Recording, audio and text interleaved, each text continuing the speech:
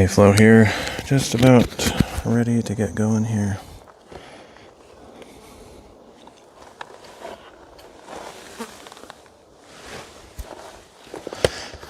Feels like it's been forever since I live streamed, but it wasn't really that long ago. Like 3 days ago, I guess. It's been kind of a weird last couple days. I don't know, just felt a little zoned or something. I don't know what it was.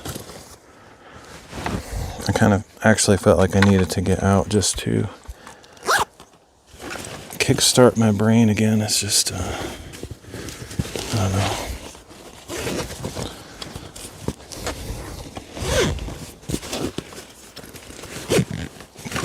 I have a hard time keeping my brain activity going. I just feel like I become a zombie quite easily. Oops, I forgot something.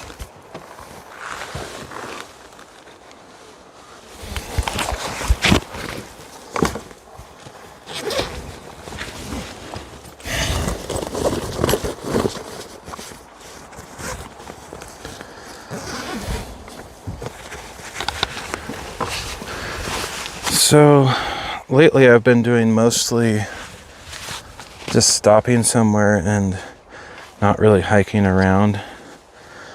And it's mainly just been circumstances, I guess. Like the cell signal hasn't been good enough to feel confident hiking around without it dropping all the time. I don't know, it's I don't think anything's really changed. It's just the places I happen to be in. But it seems like I used to be able to do more of that. But today I saw there was a signal where I parked, so I'm just gonna start from here and see how it goes. I'm just gonna be walking up a old forest road here for the first part, and then I'm going to be looking for a place to do the Bible reading. So a good signal spot or whatever.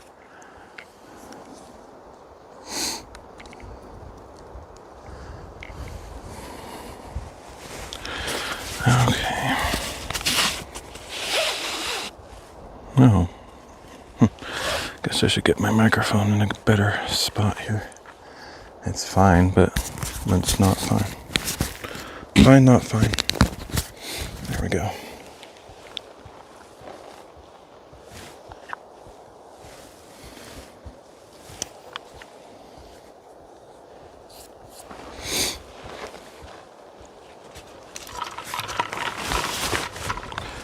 So today is technically a perfect day for hiking. It's not supposed to get super hot.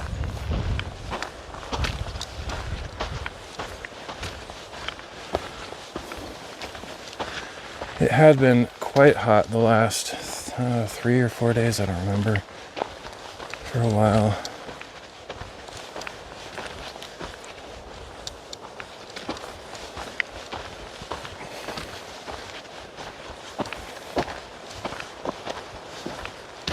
And I was trying to get a few projects done. I got some start on them, and then I just got massively distracted, as always. I got distracted by just a random project, more of an inconvenience or disturbance. I'm actually going to get back into at least a little bit of a handyman project type live streaming for a little while. Not like a super consistent regular thing, but I have a couple big projects. Actually, one small project and one big one. And I figured I'd live stream them. I had been doing a concrete grout and digging, and it's just kind of a big project that I could have live streamed, but it just didn't seem right to do that, so I didn't do that. But the next couple projects I have are definitely streamable.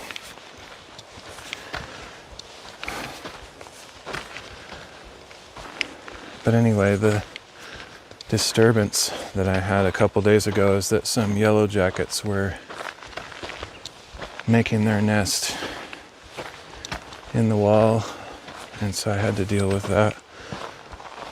That was super annoying and somewhat stressful, just because I didn't know if I could even deal with it without like calling an exterminator or something.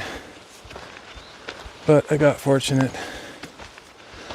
Of course, usually when I have things going on like that, I usually pray about it, so I'll just give credit where credit's due. But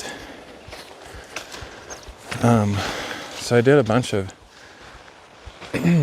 watched a bunch of videos and asked AI and all that normal stuff, trying to solve a problem. And I couldn't find any encouraging information. Everybody seemed to discourage trying to deal with it. Or rather, there wasn't a lot of information about dealing with a wasp or yellow jacket nest, like inside a wall or living structure. I don't know what to call it, but just, in your house. Found a lot of videos of people going outside and dealing with nests that they find in their yard or something. But that's a whole different scenario. Anyway, and then even AI just seemed to like discourage me from trying. I think it's probably because of the danger involved. I think that's why a lot of people just say, don't bother, call a professional. Because, the yellow jackets are fairly aggressive. Hey, Terrarian, how's it going? Nice Gumby looking dance. Yeah, I guess my guess, the only guess I could even think of, is because of the danger factor. Which usually, like, even with stuff that's potentially risky, you can get an answer from AI, because I don't think they like supervise every answer. How can they? Like, who knows?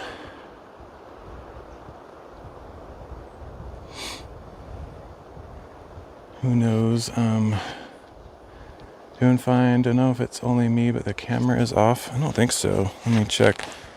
Thanks for letting me know, because if it is, I would definitely like to know. I'm streaming to several platforms, so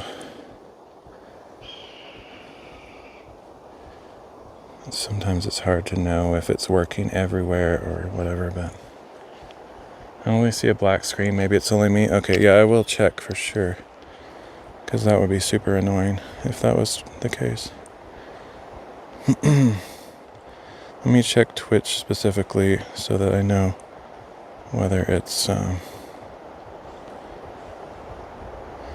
Twitch issue or all around.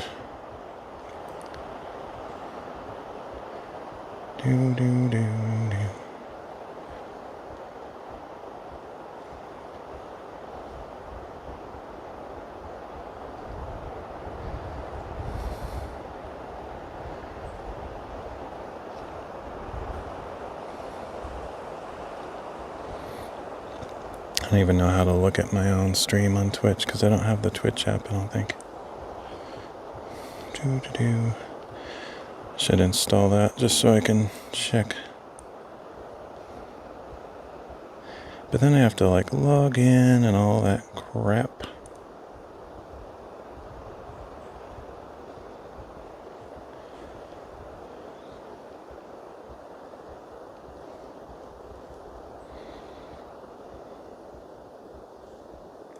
Nothing's logged in? Seriously? That's nonsense. I have some apps on my phone, but like nothing's logged in. I hate it when that happens. Some apps just either, you either reinstall them or update them or something, and then like you have to re-log in, and I don't remember my passwords and stuff. That's super annoying.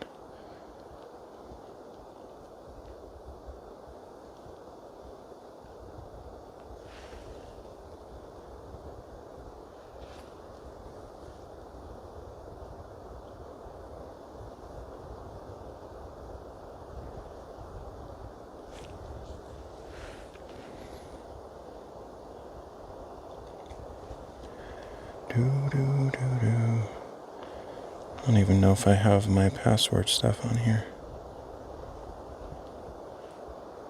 But I'll take the time to troubleshoot this because it's definitely possible there's something going on.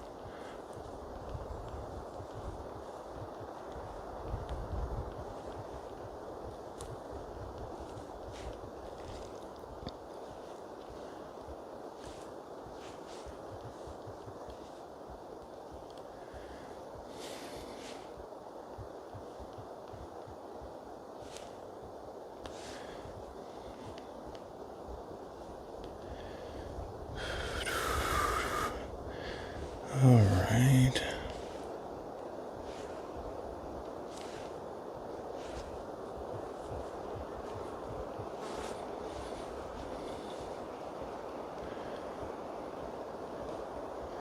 It's probably a me kind of issue. I'm trying to solve it and see if that's the case. Oh, no worries. Even if it's a you issue, I'd rather confirm because it's actually good for me to have a way to confirm. Normally I do, but with my phone set up, it's kind of complicated sometimes. I have a second phone. My main phone I'm using to live stream, and so I can't open the normal apps on there. That's where I can normally deal with these things. And so I have to use my second phone, which I don't have all my logins on there and crap, so. Oh, stupid. But it's good to actually get this set up so I know what I'm up against.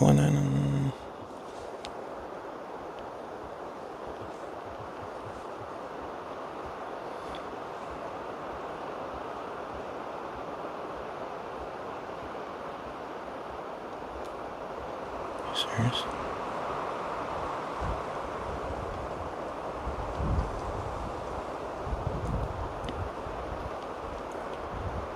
Okay.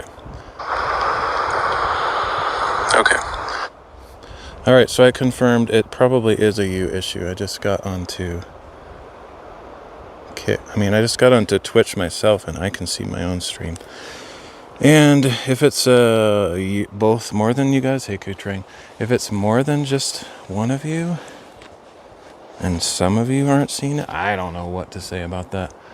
I'm gonna try to restart. No worries, but don't worry about if it was a false alarm. I'd rather have false alarms than no alarm.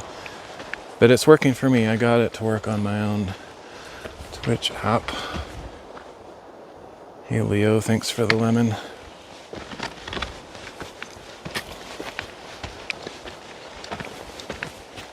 And it could, even if I'm able to see it, maybe it's coming in and out. I don't know. But from everything I can test, it seems to be working, as far as I can tell. Whew, this is really steep. I don't know why it would show for some people and not others, though. That's really weird.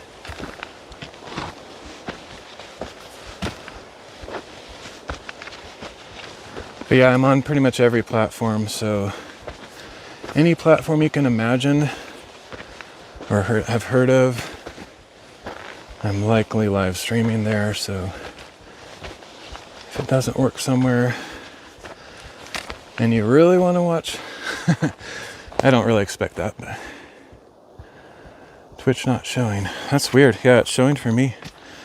I actually just opened my own stream on the Twitch app, but I don't know what to say about that. It's weird. But I believe you guys because two people saying the same thing. Obviously.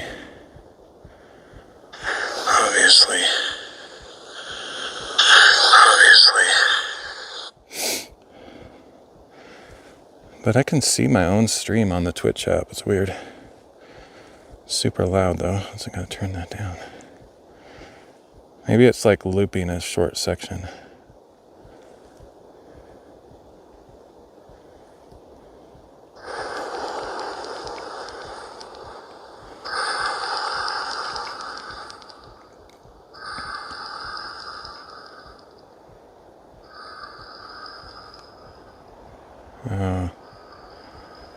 Okay, I see. It looks like it's kind of, yeah, it's, I don't know what it's doing. Yeah, I can see what, I think I can see what you guys are seeing.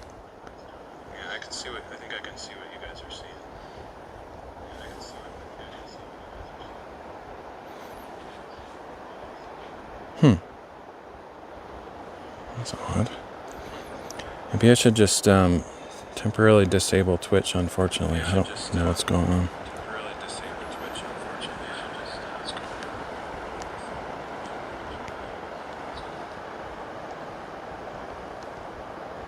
Leox. Can you see me on Rumble, Leox? Leo? I don't ever call you Leox. I just had a high-res moment. Let's see. Yeah, I might have to just disable Twitch, unfortunately. Sorry, guys. I don't know what's going on, but if I can't provide a quality stream, there's not much point to stream there right now until I get that figured out.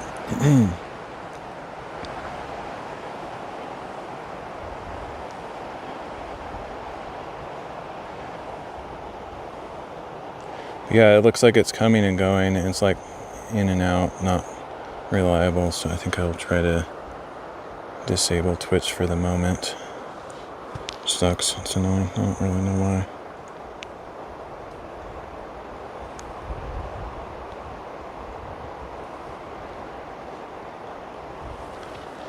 Rumble's fine. At least I could bring up the issue. Yeah, thank you, Terrarian. I appreciate it. Very helpful. Thank you very much. Sorry that it's not working. I don't even know if I can figure out how to fix that, honestly. I just have weird issues sometimes. Yeah, okay. Well, at some point I'll try troubleshooting it, but I can't do that today while I'm out on the fly. I mean, I technically could, but it would be very annoying. So I'll check that some other time. Anyway, sorry everybody on Twitch. Not that there's a bunch of people, but it sounds like there's at least 2 people watching there. Twitch is fine. Well, I don't know, because it looks like it's coming and going, to be honest.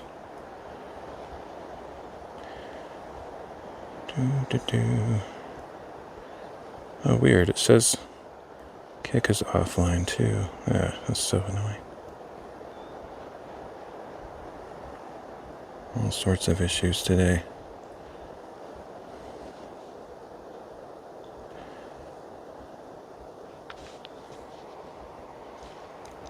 Honestly, I don't even know what causes some of this crap. It's just pure nonsense. Yeah, Kick is having issues too. So something in my setup,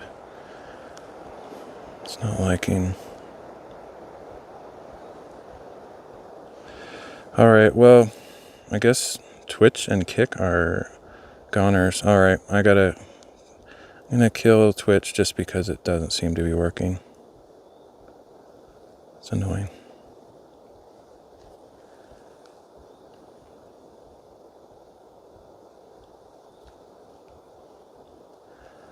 Later. Anyway, sorry. I'll be live on a few platforms. Of course, my replays will be posted on YouTube and Odyssey and Rumble, but nobody cares because nobody watches this stuff. So, alright, bye Twitch. Sorry.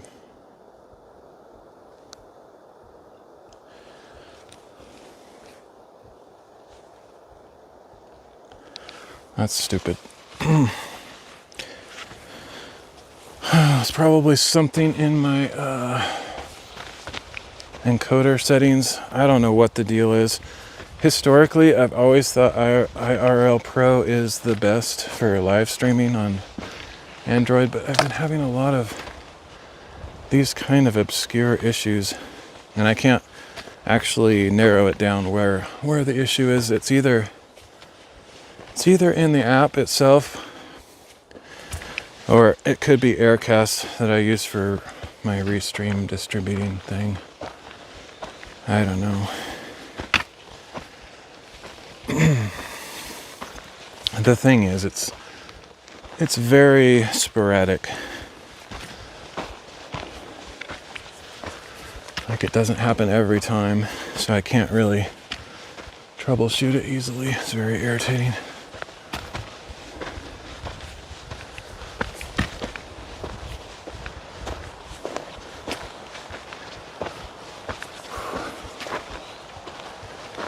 One of these days I'll get this stuff figured out.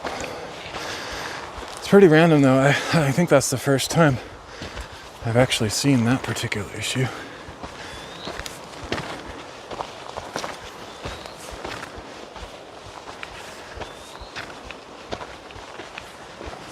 There's a couple things I can try. Well, actually, there's a bunch of crap, but mainly the bitrate, and it could be that I mean, I'm streaming at 6,000, but it's not a constant bitrate, so maybe it's maybe if I put it on, I mean, I thought I had it on CBR, constant bitrate, but if I don't, maybe it's like spiking up above what their maximum is or something. That could be, I don't know. I'll look into my settings again soon. Let's see. So I'm actually looking for somewhat unique spots, not necessarily views, just unique. So I'm getting to the point where I just want there to be a lot of visual variety in these Bible readings, so they don't all look the same. So while I am looking for nice views, which there should be one up here, also looking just for unique angles or features. Sometimes it's something, just the plants or something look cool, like, you know, this tree going across, things like that. So I'm just watching for something different. But I think there's gonna be a couple views up here. It's actually been, I think, a couple years since I've been up here, so I don't actually remember what it's like, but I'm already seeing some nice stuff over here, so I'll head over this way.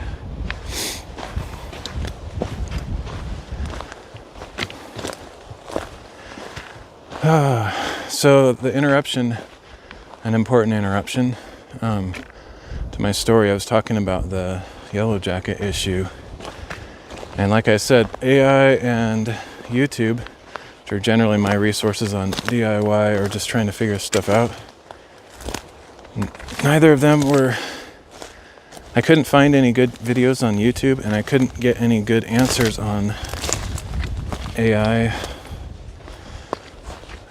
for how to treat or get rid of yellow jacket infestations or nests in the wall. And so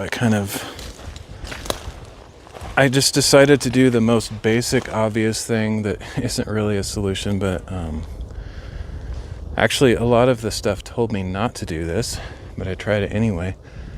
I bought some yellow jacket traps, which are fine, but generally that's going to lure out some of the workers. But I mean, generally speaking, the queen isn't going to come out. Queen's going to stay in the nest and make more larvae or whatever, larvae.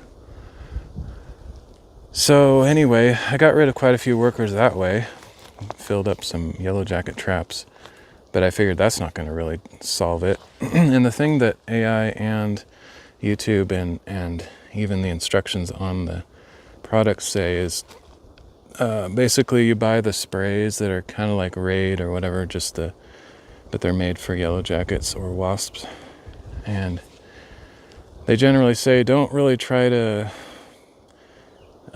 use this stuff unless you actually physically see the wasps or yellow jackets that you can spray, because it's a contact spray. It's not really going to do anything just spraying if you're not able to spray it on the insects.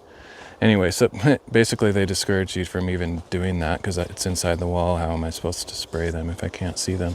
But I tried it anyway, and I just sprayed it like crazy up the hole that I saw where the nest was, and did that 2 or 3 times, and it seemed to work. So anyway, that's a long story for a short, not very interesting situation, but anyone that's dealing with that or has dealt with that probably knows what I'm talking about. But I was kind of surprised that worked, just because I didn't know if they had turned a corner, like they could have gone up the hole and then like back somewhere where I wouldn't be able to spray them, but apparently I got them pretty good because it got rid of the issue the next day. So that was great. Good news, because I was thinking, great, now what? I was sort of a little bit worried they could actually get inside, because that's actually one of the things they talk about, and one of the reasons that you might want to call a professional is if you do it the wrong way, you could actually force them up inside your house, and then they'd be like hundreds of them inside your house, and that would be pretty freaky. So I was a little bit worried that could happen like in the middle of the night. But thankfully that did not happen. Anyway, got it sorted, so that's good. Back to normal, but that was a massive distraction for a couple of days. I had to deal with that. I had to like drive into town and get some stuff to deal with that. Man, it was just felt like a waste of time, but just another part of the adventure. Alright, so I'll probably do a reading here. I don't really see a flat spot to sit, other than maybe back there somewhere. Kind of like the shape of this little tree over here, so maybe I'll try to get that in there. I can always make a flat spot even if there isn't one. So we'll just start setting up. Actually, before I decide this, I'll probably do that, but just walk around a bit. See what's up. Oh, actually, Kick. Never mind about Kick. I forgot. Totally forgot. Kick is probably working. It may or may not be working. I completely forgot that I am streaming through Beam to Kick. Okay, so that's why I wasn't seeing Kick as an activated output on my restream thing. I forgot. I used Beam for that, so it might actually be working on Kick after all. It probably is. Anyway. Ooh, this is an even better spot, maybe. Yeah. I'm glad I walked around. This might be better.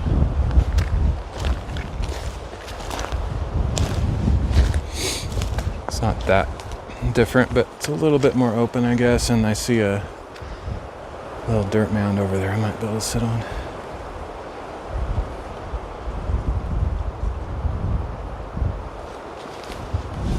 And then I think, let me check over here too.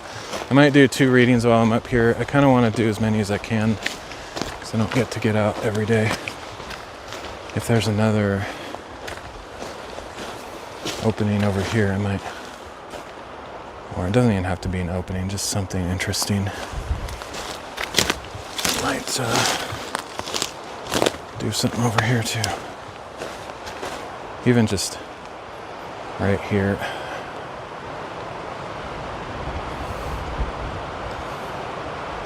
It's not the most thrilling thing, but it's got some texture to it. I don't know. Let me keep walking around. So I got that first spot over here, or rather the second spot. I'll do one here.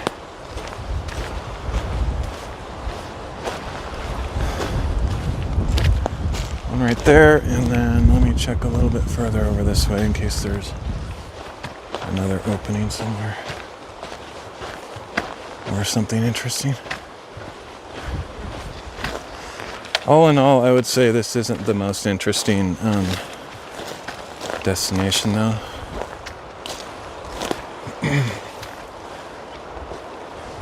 Other than the fact, any place that has a good cell phone signal is worth the time, just because there's really not everywhere does. I pretty much have to climb to the top of mountains for the most part if I want to get a place to live stream.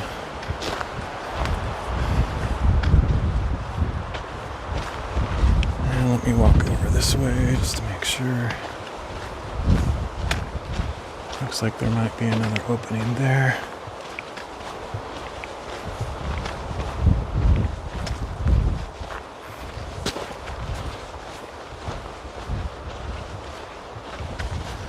Be nice if there was one over here.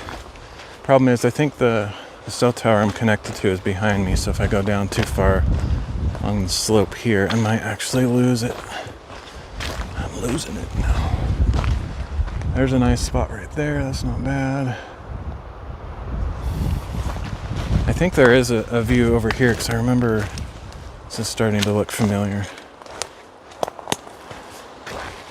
Yeah.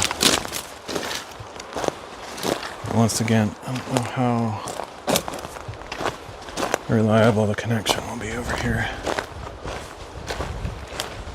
This is the best spot. Yeah, it looks like it's good enough. So I think I'll come back here and do this second. I'm gonna go back the first one. This is sort of like better. I like to save the best for last, so I'll do that one after this other one over here.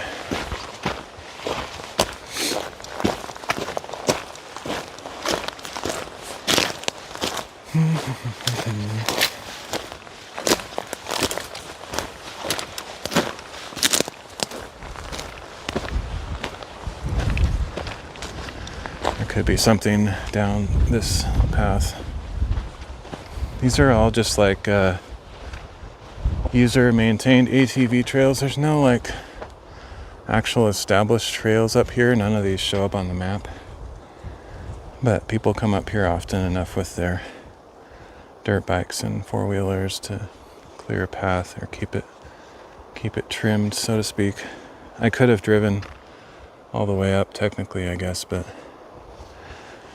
I've sort of been getting to the point where I want to make sure to get a little bit of hiking in, not just drive somewhere and get out of the car and live stream.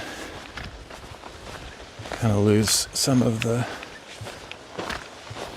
therapeutic or just exercise value of the whole experience if I don't at least walk a little bit. Plus, I'm really out of shape this year, even though I've done a fair number of hikes, like over, I think about 125 or something. Vast majority of them have been very short.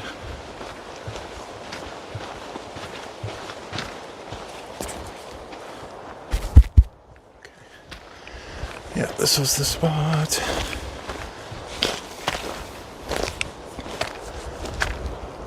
Oh, it feels nice here. I'm not going to be sitting in the shade, but like right here, there's some shade, which is where I'll put my camera. I like those trees. I wonder if I could get those in the foreground somehow without cutting off the view entirely.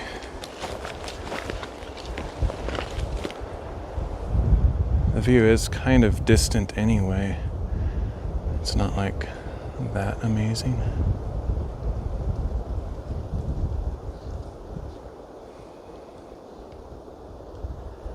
I could probably do something like that.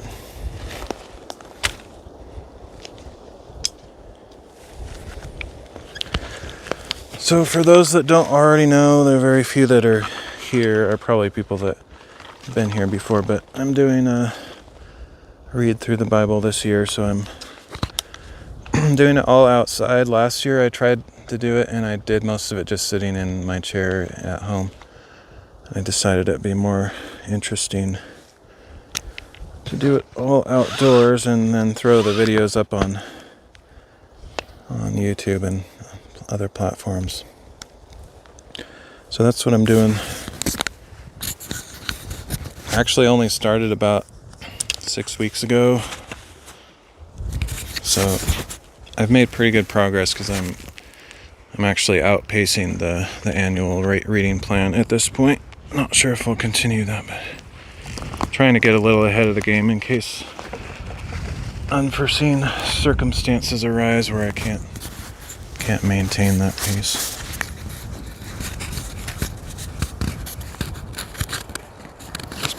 Pretty guaranteed to happen. Especially as the weather changes, it'll start having more thunderstorms, I guess, and might even get some wildfires, and then later in the year we'll get snow and all sorts of crazy stuff. But I'm hoping to get out after the snow and do some snow live streams, because that would be something different.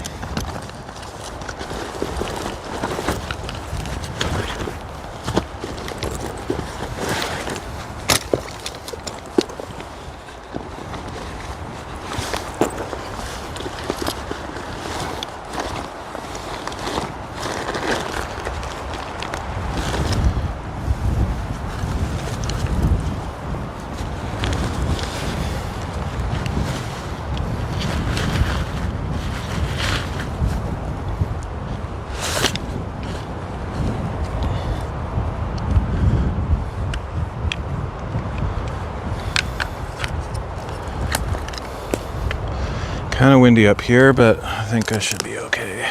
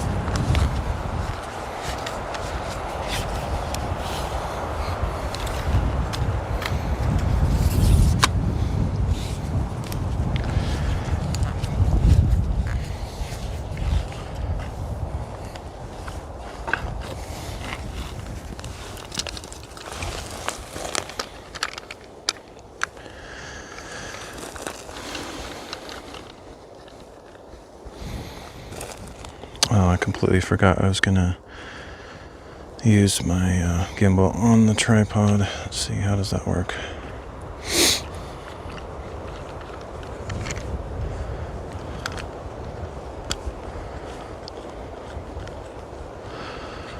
What I really need is a quick release plate for my gimbal that I keep on there somehow. I don't know if they make quick release plates that have a 1/4 inch 20 on the bottom of the quick plate, but that would be nice, because then I could switch between having it. I don't know, I guess I need to invest in an actual good quick release thing of some sort that has multiple connectors on it. I don't have money to invest in such things, but that would save me some of this kind of annoying process of switching back and forth.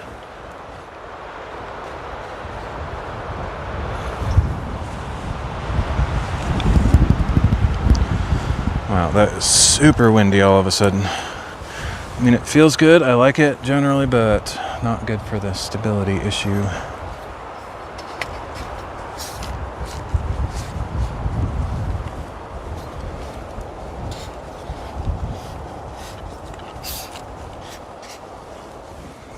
We'll just adapt.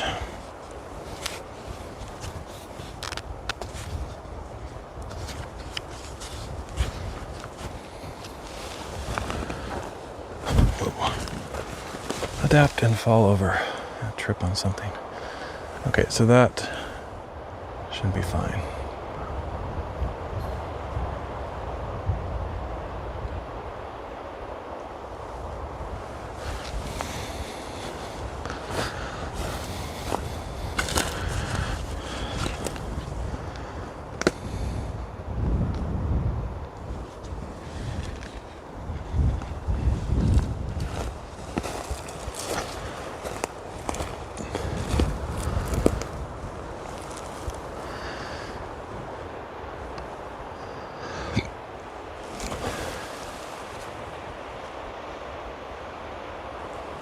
So I need to sit somewhere in front of that bush, I guess. I could sit by the trees and be in the shade, but then the branches would be in my face.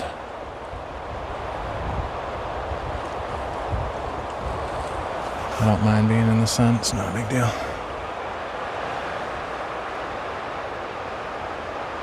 Like I said earlier, it's not that hot today, so I shouldn't have all my strength sapped like I had been for a few days.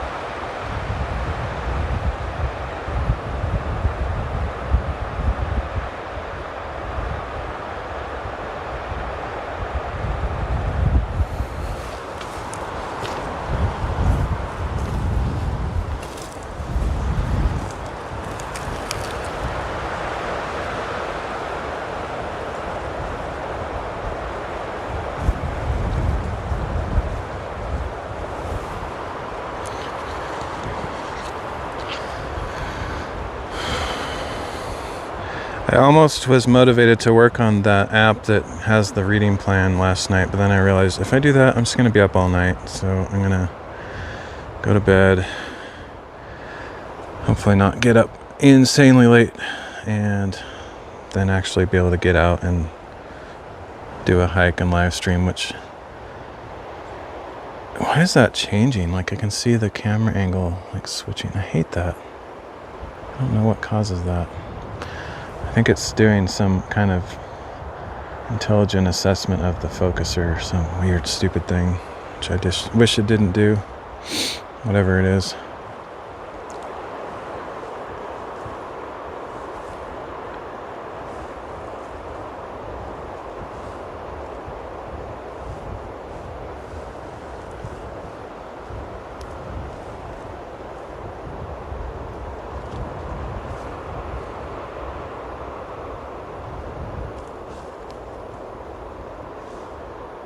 Okay, John 7 was the last.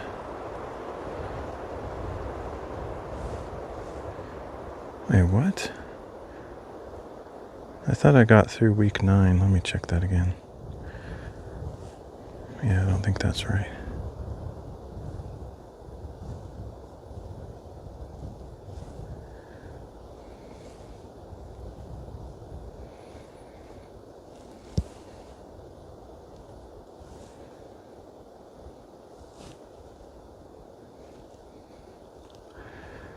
Leviticus 18, John 8 and 9. Okay, yeah, there we go. Yep, got through week 9, starting week 10. Kind of like doing a week at a time. I might try to get through a whole week today. I doubt I'll be able to, because I got out late.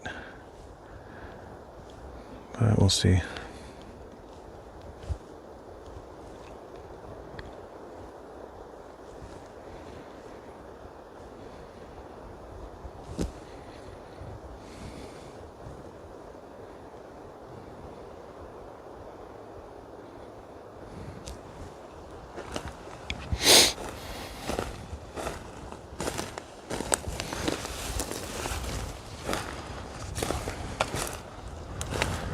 Alright, so probably sit right here. Let me make sure that spot shows up. Just barely, so I have to kind of go a little bit to the left.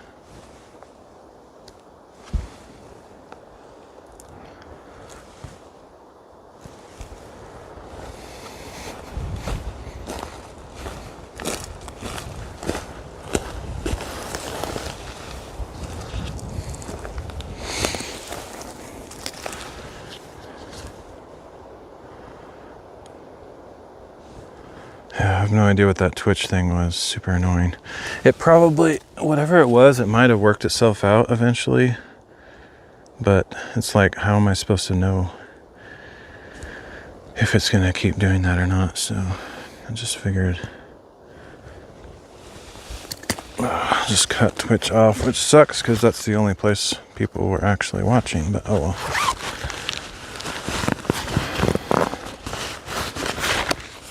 whatever.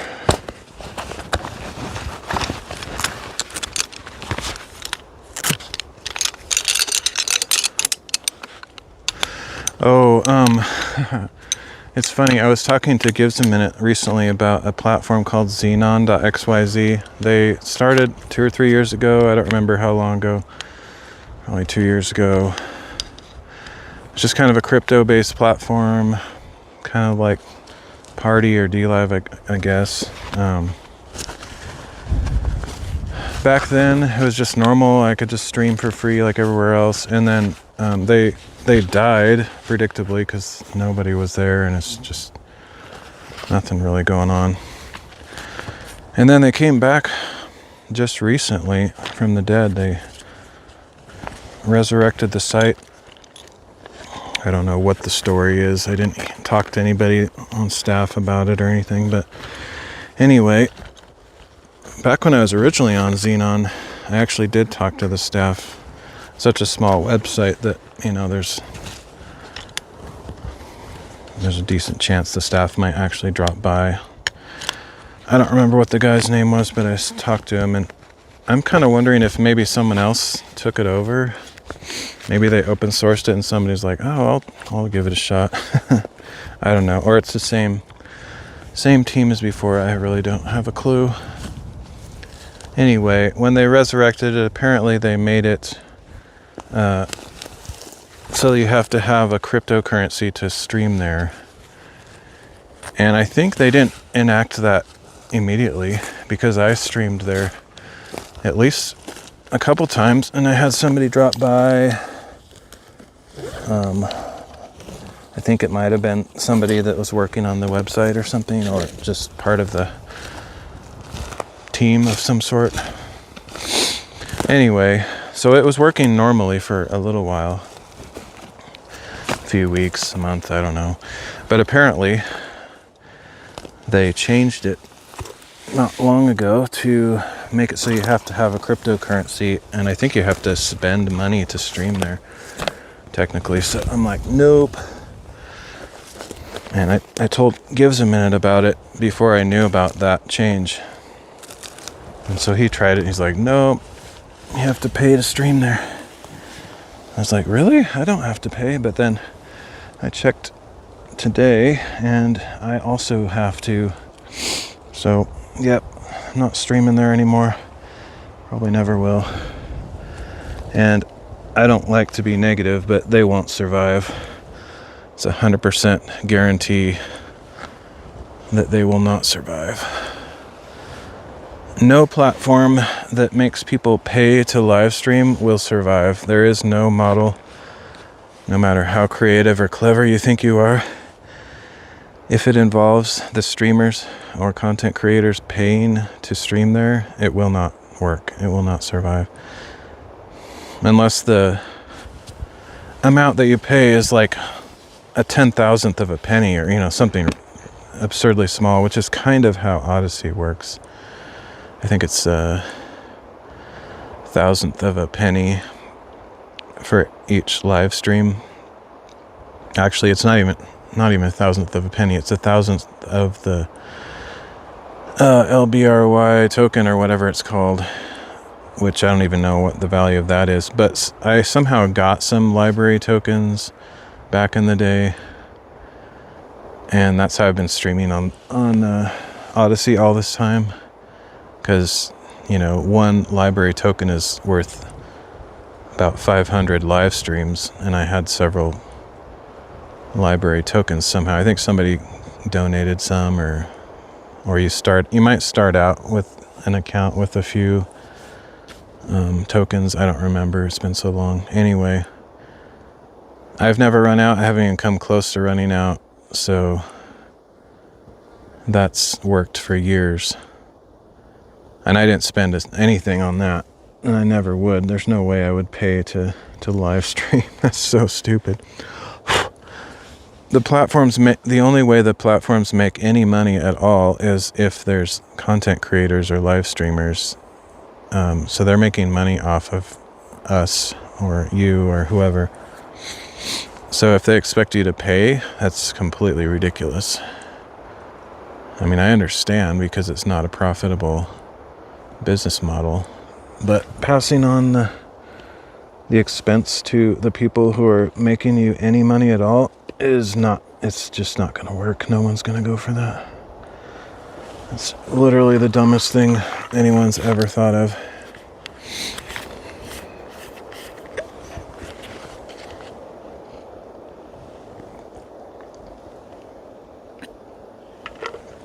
Of course, I totally understand, like, people like me, my content doesn't make money for anybody, including myself, but definitely not the platforms. I don't know how much the platforms have made off my content, but it's got to be like $1. Like, for 6 years, they probably made like $1 off of me. No, that's actually not true, because like on the platforms that you have to buy tokens or in-app currency like DLive and such, since they take a cut of the donations, it's actually a significant cut now. I think it's like 35% at least. They've made some money because people have donated to my channel, so they make 35% of that. But like, you know, Twitch, YouTube stuff, I don't have any subscribers or people donating there, so that, unless they are running ads on my replays or something, they're not making anything. Got some really big flies around here.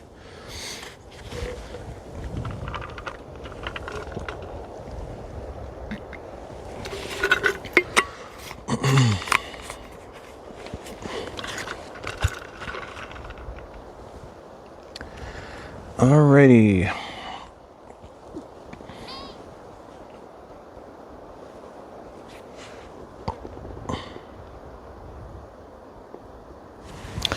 That's weird. I thought I had Do Not Disturb on my phone. Seems like, I guess I have it set up so certain things disturb even in spite of no disturb, whatever.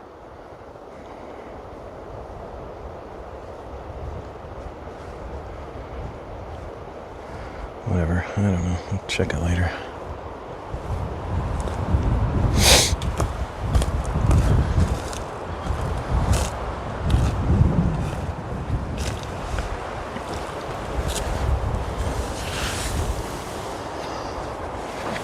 Phones are not set up for live streaming. Like, it's everything that you do on a phone for live streaming is a hack. They don't design the operating system or anything on the phone to be friendly for live streaming. It's just clever app makers have hacked the system to try to get it to work, but it's really not ideal. You really need a full-fledged operating system, like either Raspberry Pi or carrying a laptop or one of those LiveView Solo type things that has its own built-in OS and stuff, because phones just, man, they're really not made for this. But that's all I have. It's all I can afford to use, so I'm basically taking it about as far as you can without having a extra device.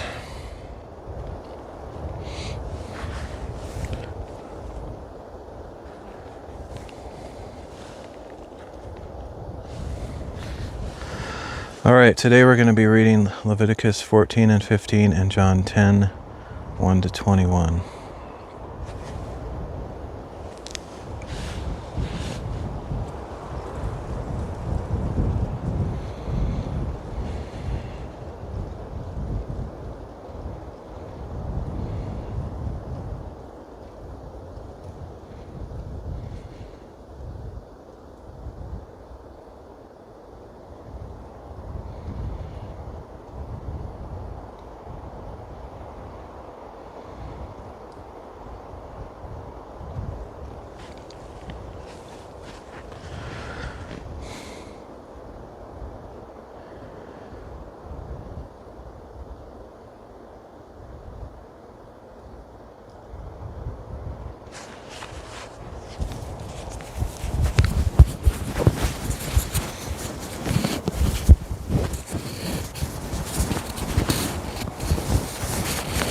don't like these magnet mount things.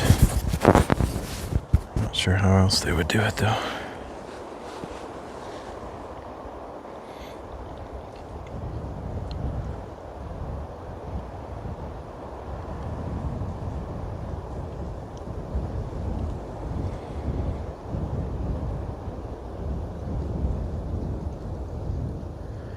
Leviticus chapter 14.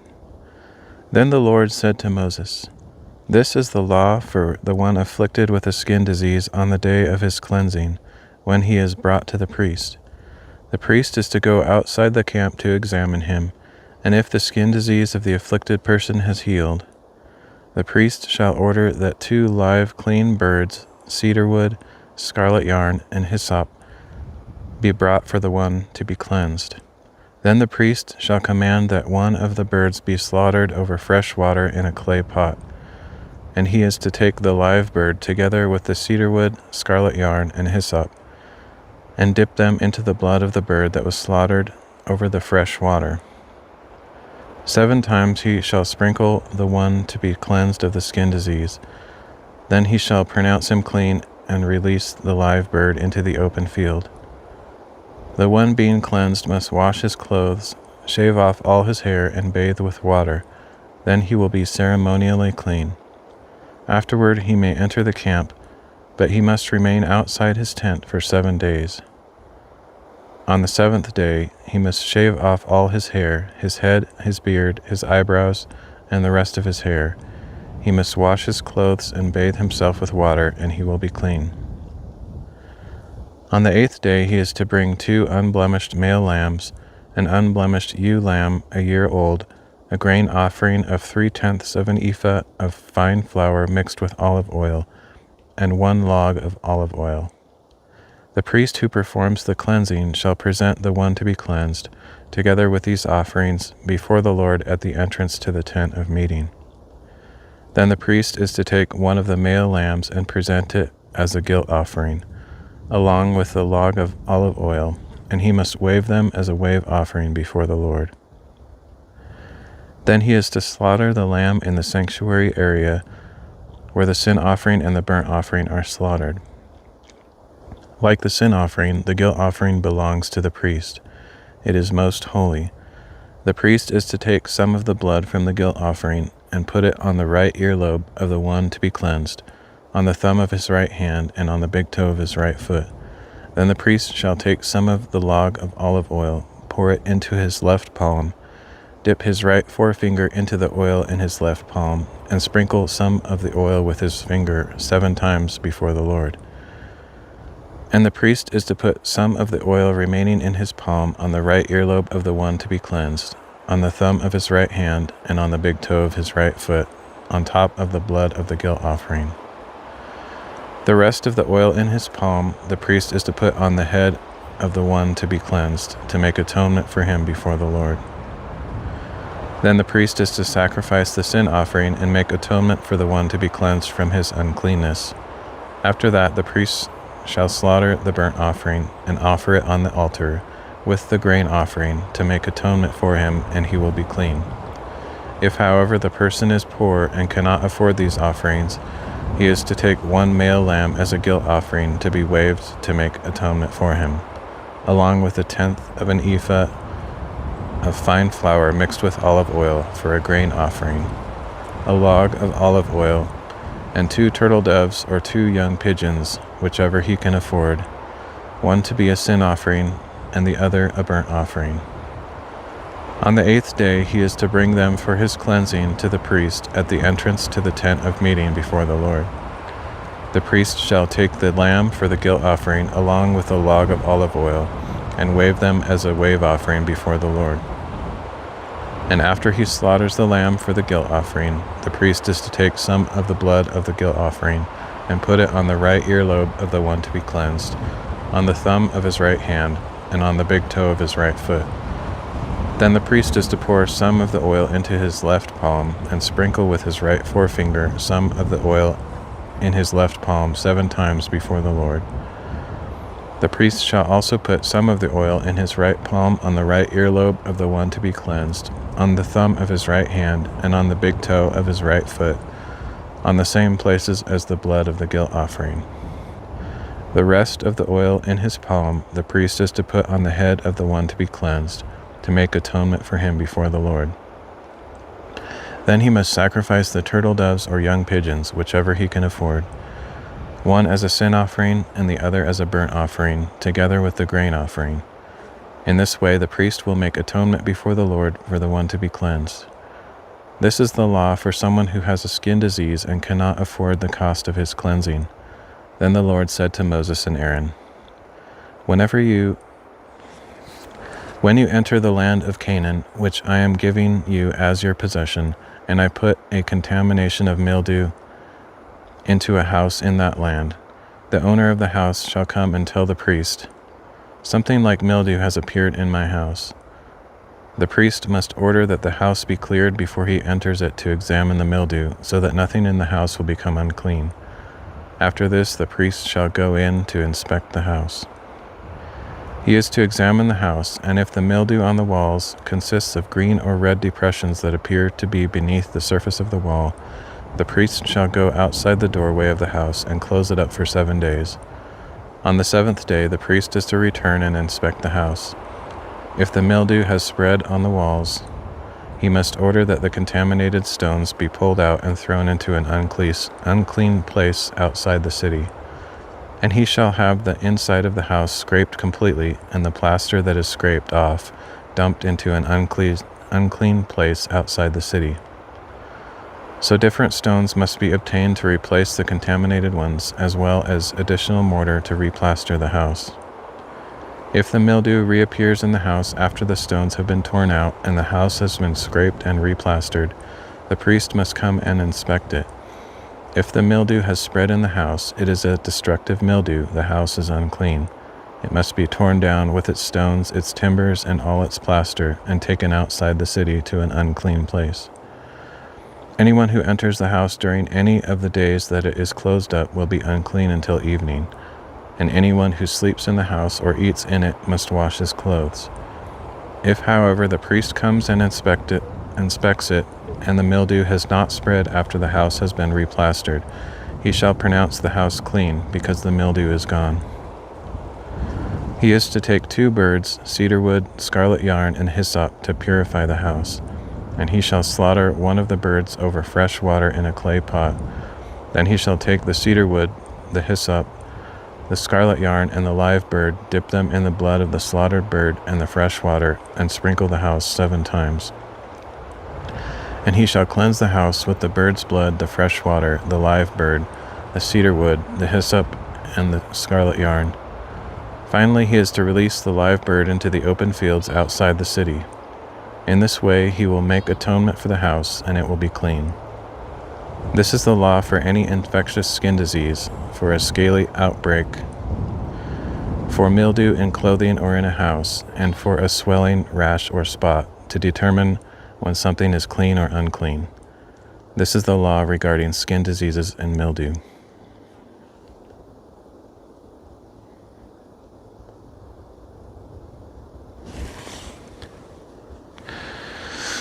I need to figure out my phone right now. Oh, hopefully this doesn't kill the stream, but it's super annoying. It's probably my mom. She's the only person on the planet that ever texts me, but I need to make it so it doesn't make a bunch of noise.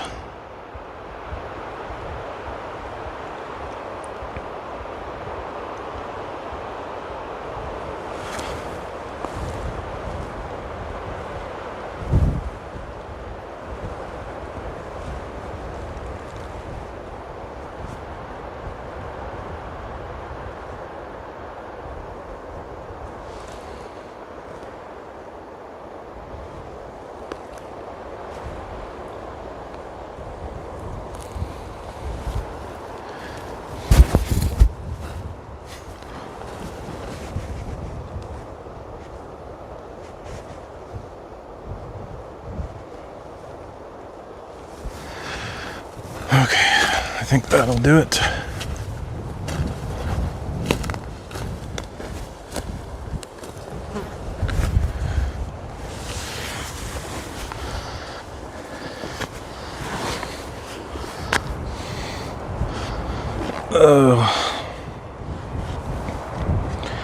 This thing is super uncomfortable.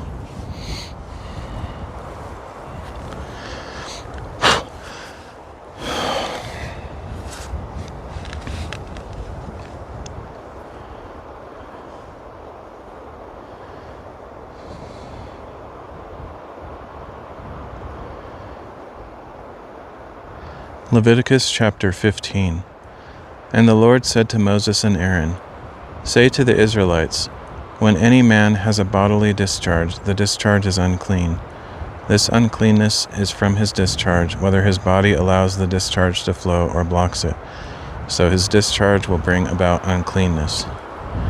Any bed on which the man with the discharge lies will be unclean, and any furniture on which he sits will be unclean. Anyone who touches his bed must wash his clothes and bathe with water, and he will be unclean until evening. Whoever sits on furniture on which the man with the discharge was sitting must wash his clothes and bathe with water, and he will be unclean until evening. Whoever touches the body of the man with the discharge must wash his clothes and bathe with water, and he will be unclean until evening. If the man with the discharge spits on one who is clean, that person must wash his clothes and bathe with water, and he will be unclean until evening. Any saddle on which the man with the discharge rides will be unclean. Whoever touches anything that was under him will be unclean until evening, and whoever carries such things must wash his clothes and bathe with water, and he will be unclean until evening. If the man with the discharge touches anyone without first rinsing his hands with water, the one who was touched must wash his clothes and bathe with water, and he will be unclean until evening. Any clay pot that the man with the discharge touches must be broken, and any wooden utensil must be rinsed with water. When the man has been cleansed from his discharge, he must count off 7 days for his cleansing, wash his clothes, and bathe himself in fresh water, and he shall be clean. On the 8th day he is to take 2 turtle doves or 2 young pigeons, come before the Lord at the entrance to the tent of meeting, and give them to the priest. The priest is to sacrifice them, one as a sin offering, and the other as a burnt offering. In this way the priest will make atonement for the man before the Lord because of his discharge. When a man has an emission of semen, he must bathe his whole body with water, and he will be unclean until evening. Any clothing or leather on which there is an emission of semen must be washed with water, and it will remain unclean until evening. If a man lies with a woman and there is an emission of semen, both must bathe with water, and they will remain unclean until evening. When a woman has a discharge consisting of blood from her body, she will be unclean due to her menstruation for 7 days, and anyone who touches her will be unclean until evening. Anything on which she lies or sits during her menstruation will be unclean, and anyone who touches her bed must wash his clothes and bathe with water, and he will be unclean until evening. Whoever touches any furniture on which she was sitting must wash his clothes and bathe with water, and he will be unclean until evening. And whether it is a bed or furniture on which she was sitting, whoever touches it will be unclean until evening. If a man lies with her and her menstrual flow touches him, he will be unclean for 7 days, and any bed on which he lies will become unclean. When a woman has a discharge of her blood for many days at a time, other than her menstrual period, or if it continues beyond her period, she will be unclean all the days of her unclean discharge, just as she is during the days of her menstruation. Any bed on which she lies, or any furniture on which she sits, during the days of her discharge will be unclean, like her bed during her menstrual period. Anyone who touches these things will be unclean. He must wash his clothes and bathe with water, and he will be unclean until evening. When a woman is cleansed of her discharge, she must count off 7 days, and after that she will be ceremonially Start over that bit. When a woman is cleansed of her discharge, she must count off 7 days, and after that she will be Oh my, I can't say that word. It's a hard word to say. When a woman is cleansed of her discharge, she must count off 7 days, and after that she will be ceremonially I keep saying unclean. Oh my. Let's get this. I'll edit all this out, by the way, but I can't read today. When a woman is cleansed of her discharge, she must count off 7 days, and after that she will be ceremonially clean. On the 8th day she is to take 2 turtle doves or 2 young pigeons and bring them to the priest at the entrance to the tent of meeting. The priest is to sacrifice one as a sin offering and the other as a burnt offering. In this way the priest will make atonement for her before the Lord for her unclean discharge. You must keep the children of Israel separate from their uncleanness, so that they do not die by defiling my tabernacle which is among them. This is the law of him who has a discharge, of the man who has an emission of semen whereby he is unclean, or a woman in her menstrual period, of any male or female who has a discharge, and of a man who lies with an unclean woman.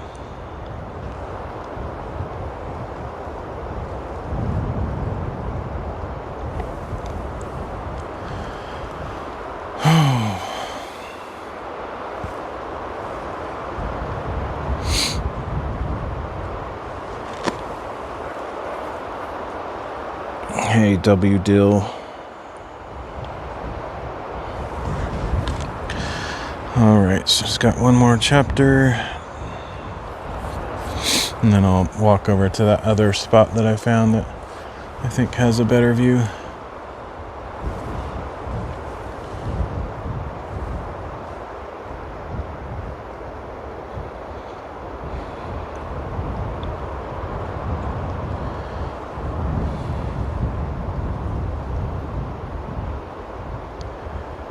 John chapter 10. Truly, truly, I tell you, whoever does not enter the sheepfold by the gate, but climbs in some other way, is a thief and a robber. I start over. Sometimes it's hard to figure out the intonation or emphasis of words in a sentence until you've looked at it. I'm just reading this on the fly. I don't read these in advance to get used to them, so I make all sorts of mistakes. But climbs in some other way. Should be like a pause there. Not climbs in some other way, like he climbs using his elbows instead of his hands. No, he climbs in to the sheepfold, is what it's talking about.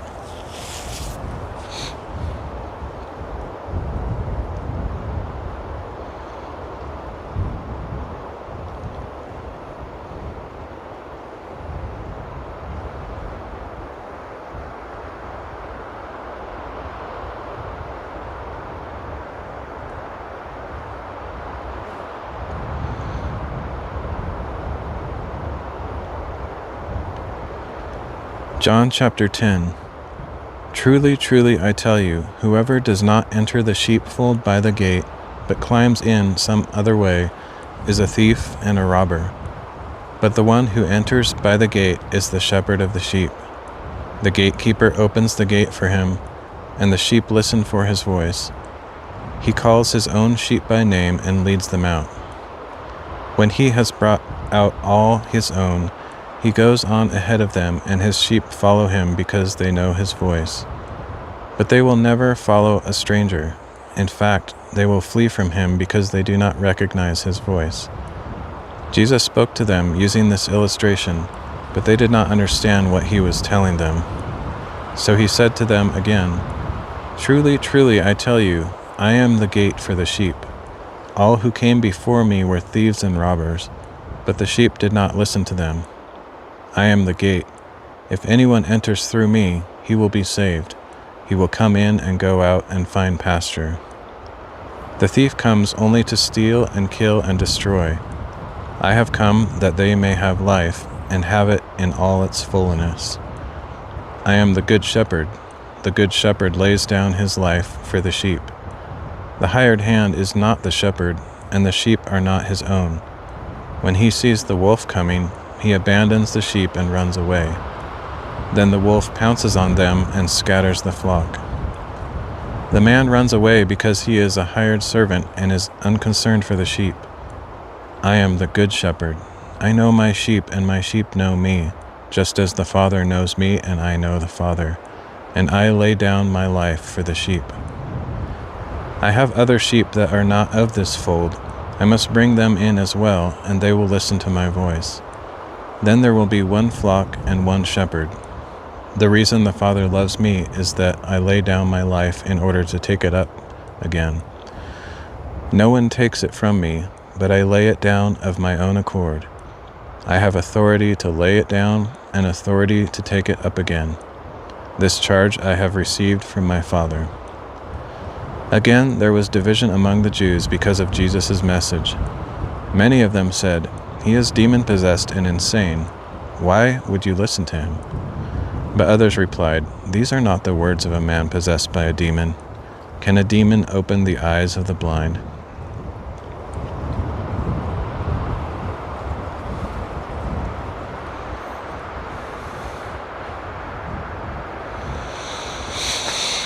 All right, that's it for that reading. I'm gonna pack up what's left of my stuff over there and walk over to that other place, do another one.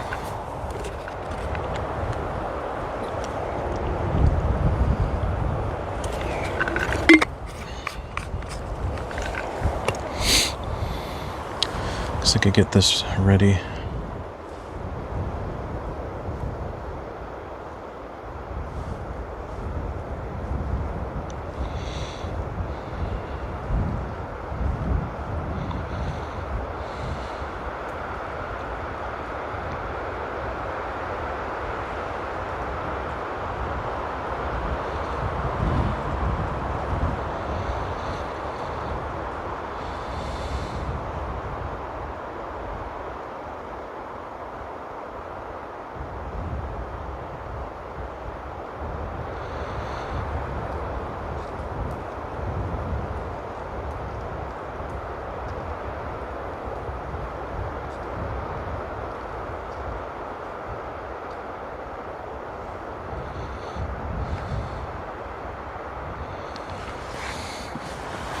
Ugh.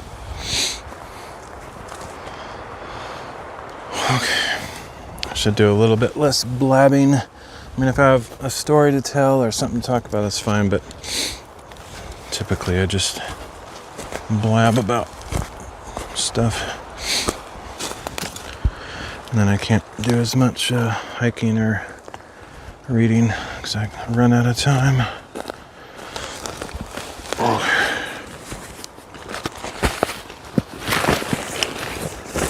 Yeah, some kind of quick release attachment for this would be very helpful, save some time on these transitions.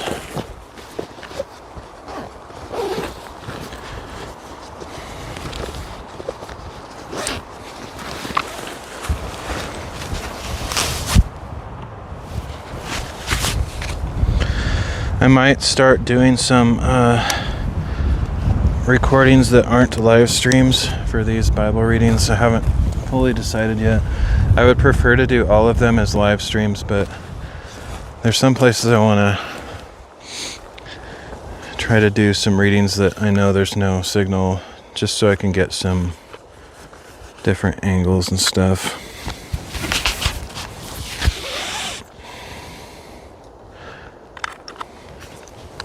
The problem is I don't actually have a text solution right now for that scenario.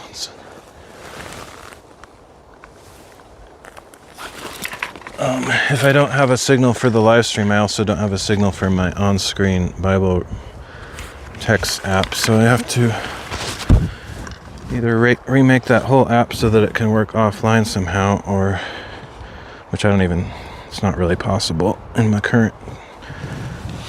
Well, actually, any web technology that in existence has to have an internet connection, so I don't know how that would work. It wouldn't work. I'd have to come up with something that nobody on Earth, all the billions of people, nobody's ever done before, which isn't really... It's not impossible. I mean, I'm already making something that no one's made before, but that's kind of taking it even further. I don't feel confident in my ability to do that. It's all entirely based on AI, if it can figure it out or not, because I can't write any code anymore.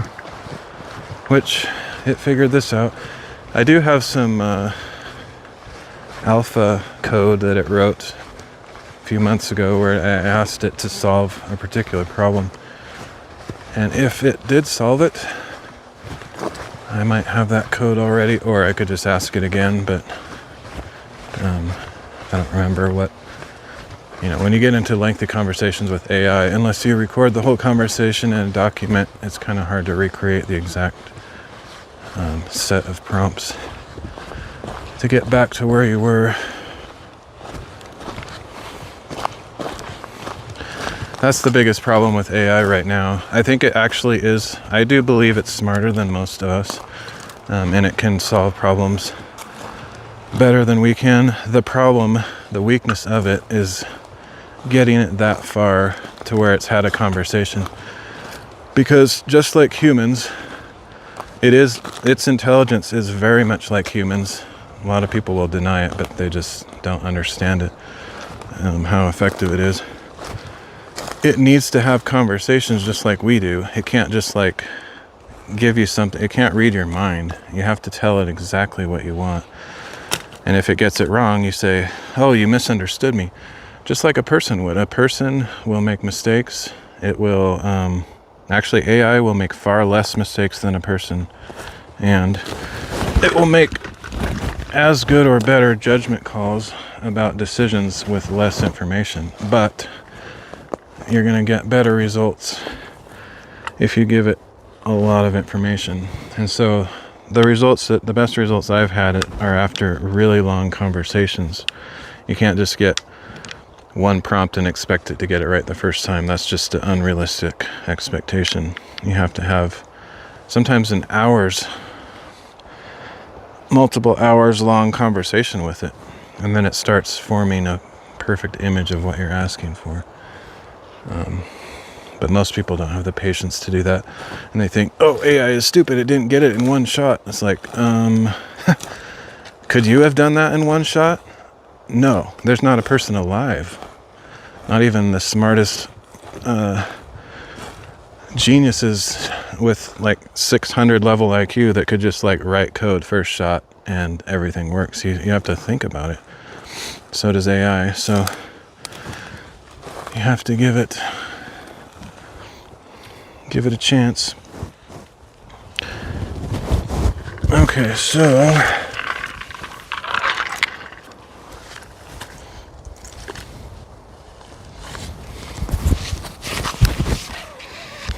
it's kind of funny, the people that criticize AI, they don't understand that they're criticizing something that's better than them in a sense. And I don't like that it's better, but it is. They're thinking, it would have taken me 6 months to 3 years to finish this project, and this AI can't even do it in 5 minutes. Lame. It's a completely irrational critique of AI to say, "Oh, I didn't get it in one prompt. It made one coding error. It's lame." It's yeah. Bad analysis. Just keep working at it. Show it its error. It will fix it every time. You can actually even just say, sometimes I'll do this. I'll just say, make sure there's no errors in your code, and it'll analyze its own code before producing a result and spending a little bit more time looking through it. Or if you get one error, tell it, okay, there's an error, fix it. Here's the error message. It'll fix it. But then you can also say stuff like, please look through all the code again. Analyze it up, down, sideways, every direction, and just say stuff like that. And make sure there's no other errors. Analyze your own code, improve your code. You can actually tell it, pretend like you suck. Pretend what your best code is that you just wrote is level 1. Take it to a level 7 now. Use extreme expert, bleeding edge best practices, just use all those kind of words, and it'll actually improve itself based on your prompt. And it will, it sounds weird, like you shouldn't have to do that, but if you're noticing errors or whatever, you can get kind of, start exaggerating, just say like, I even get a little edgy or even angry and I say, stupid! It'll get apologetic and say, okay, let's go through this again. It's just like you're talking to a person. Except that it's, you can be a little bit rude with it because it's not a person. Which, I don't know if that's helpful or not, but sometimes I feel like it helps to get a little bit edgy. Okay, let me see. I could go down a little bit further and maybe get a slightly better view, but I don't want to drop the signal, so I do need to get back a little bit so I can get the chair in view. But yeah, there's lots of tricks, and I think eventually they'll make the models better so that it'll almost have those weird tricks built in so that you don't have to do all that extra prompt writing. It'll have prompts of prompts, levels of, stuff behind the scenes that you can't tell that it's doing, but it's already improving in that sense because it does all that deep thinking stuff behind the scenes. Anyway, and then it'll replace us all. Not cheering for it, but it is impressive. It's basically my only way to write code anymore because I can't stand. I hate programming. Yeah, torturous.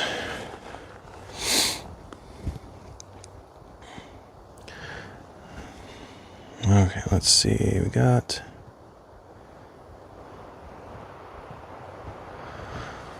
Yeah, I have a couple of projects I need to write. I just need to. That's like the last thing I ever want to do is work on that stuff. Even working with the AI, I don't really enjoy. But I want the results, so I'm willing to spend the time whenever I have it. But most of the time, I'd rather be doing something else. Actually, pretty much any time, I'd rather be doing something else. Let's see. I kind of like that angle a little bit better. I'm going to move this over a bit. See if I can get that shot.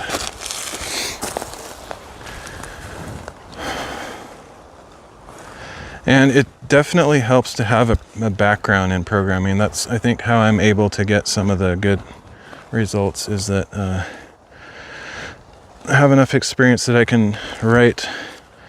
I don't really write code, but I tell it how to do things. Like I do remember how to make databases. So I'll make just a SQL MariaDB or something just because that's what I'm familiar with. And give it like a schema or tell it what the table names are and what the data points are and say, this is what I've got, make it work with this, etc. Make a JSON API that accesses this backend database and does this and that. And so I know enough to ask it the right stuff, which the average person that's never done programming wouldn't know how to do that.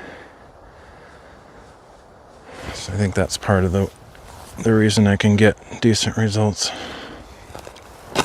And the people that are more skilled than I am, I don't know what it is. I've never actually sat behind them, looked over their shoulder to see what prompts they're writing, but I'm guessing they probably give up really quick. I get frustrated because you didn't give me my answer in one prompt, so I don't want to use it, or I don't want to train it to replace me, which is a very valid reason not to use AI.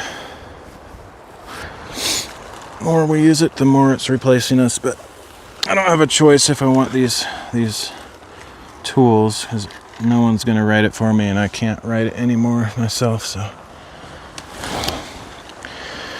it's the only way I can do it.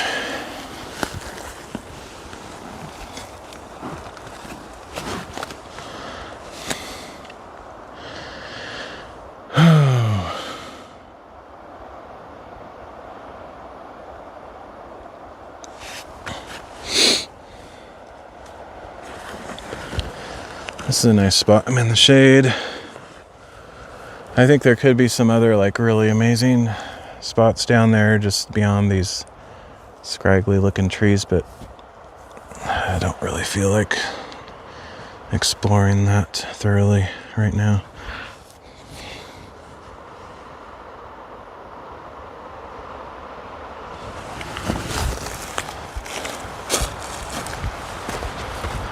Make sure this all looks right.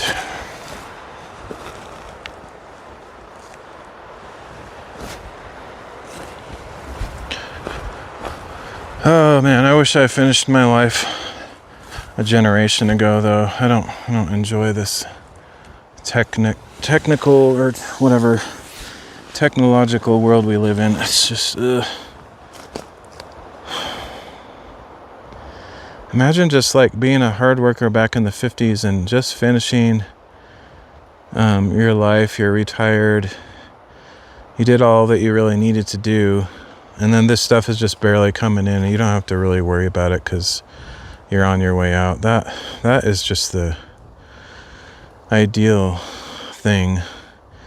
Like, I envy my grandparents who just had a full, meaningful life before the world went crazy. Man, I feel so bad for the people that are born into this because they have no clue what just normal life was like. It used to be just so rich, so full, so meaningful, and so less complicated and stressful. It's like, man. I'm kind of right in the middle where had I done things differently and got a really good career and a degree and all that stuff, I could have been, successful and been not too far away from, getting things done in life in preparation for moving on. But because of how things didn't go well, I just I'm kind of starting in this, just like I'm basically in the same exact situation as a 18-year-old who just graduated from high school. No different whatsoever. I don't have a degree. What experience I had means nothing now. So I'm starting over. People are more likely to hire a high school graduate than me. So I'm actually in a worse spot than if you just graduated from high school. You got terrible grades, doesn't matter what you got, but you graduated, you're actually in a better situation. Because people give you the benefit of the doubt. Like, it's just thankfully a cultural thing where people want young people to succeed because they know they're the future, so they give them a chance. And even if you screw things up, you're still probably going to be okay. But you get older, they don't really value anymore. Our culture has shifted.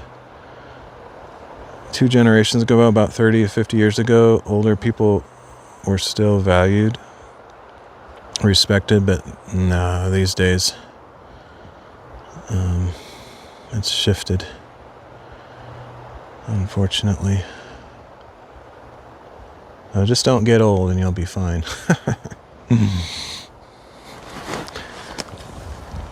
Okay.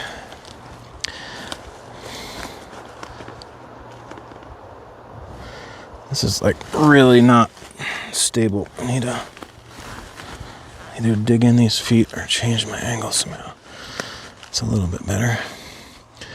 Okay, so the second reading today, we're going to read Leviticus 16 to 18 and John chapter 10, verses 22 to 42.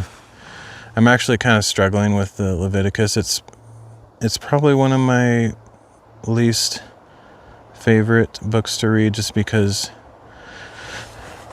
there's arguments to be had whether or not any of what's in Leviticus applies to today. It was definitely applicable in the time it was written for the Israelites, the Jews, but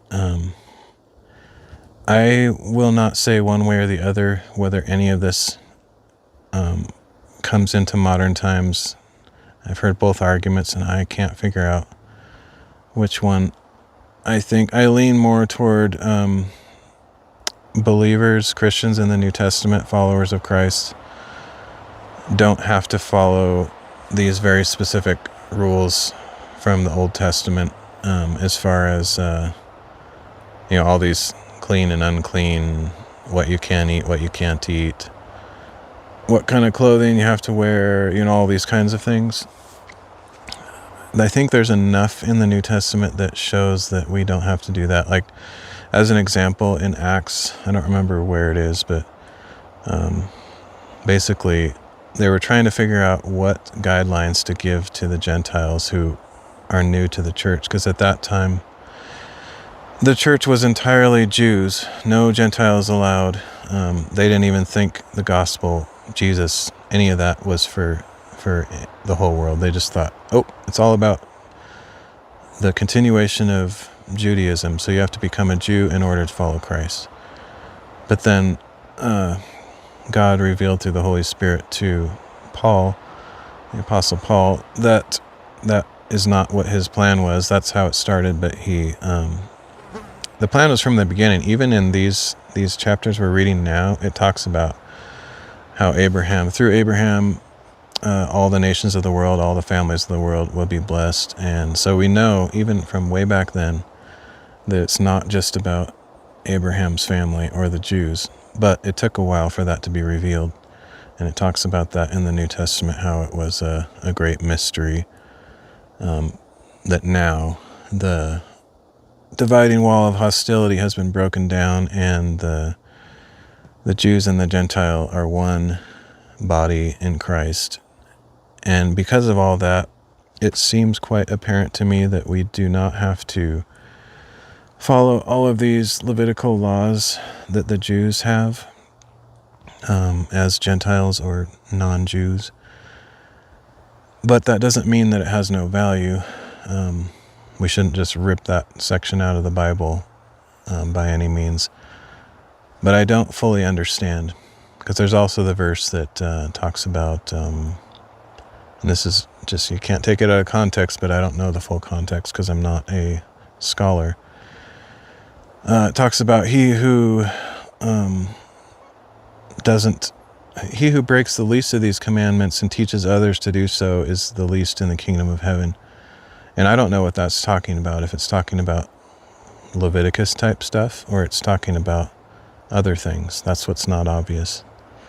And there's two camps of people that believe two different things on that. But then you also have an Acts, like I was talking about, where after it became obvious that God broke down the divider between Jews and Gentiles, the apostles were trying to figure out, okay, if Gentiles follow Christ, do they have to become Jews or not? And do they have to be circumcised? Do they have to eat this special food? Do they have to do these feasts, etc.? And actually, the answer that they came up with is they had to avoid eating blood, just like in the Old Testament. And they had to avoid eating food sacrificed to idols, and they had to avoid sexual immorality. But generally, they didn't list like all 613 laws or whatever of the Old Testament. They just said very basic things, basic morality, essentially. So it's a little bit confusing, but I don't fully understand it, to be honest. I don't follow all of these laws as a follower of Christ. I mean, how can we? Nobody can, not even the Jews. The temple or the tabernacle does not exist. You can't offer these sacrifices. Like, say you get a skin disease, like we're talking about here. You can't offer 2 turtle doves or a lamb or a goat or a bull or whatever to the priests.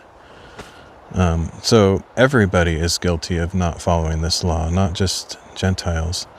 And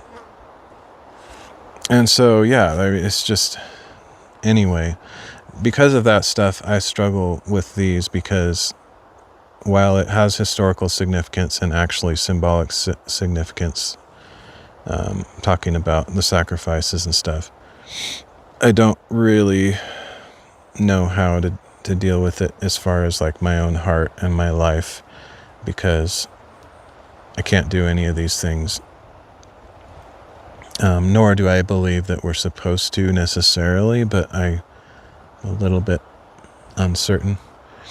But anyway, just being honest about that. So I struggle, like a lot of people that are new to the church or never read the Bible, they would read this stuff and think, well, that's just, I don't understand, and I'm just letting you know that I'm a little bit there with you. I'm a little bit more acclimated to it because I've been in the church all my life, but I still struggle with certain parts of the Old Testament because it represented a different covenant for the Jews than what we have with the new covenant of Jesus. So anyway, all right, but let's keep going. I want to read the whole Bible. I'm not going to leave anything out. It's all important, whether I fully understand it or not. And I believe that God will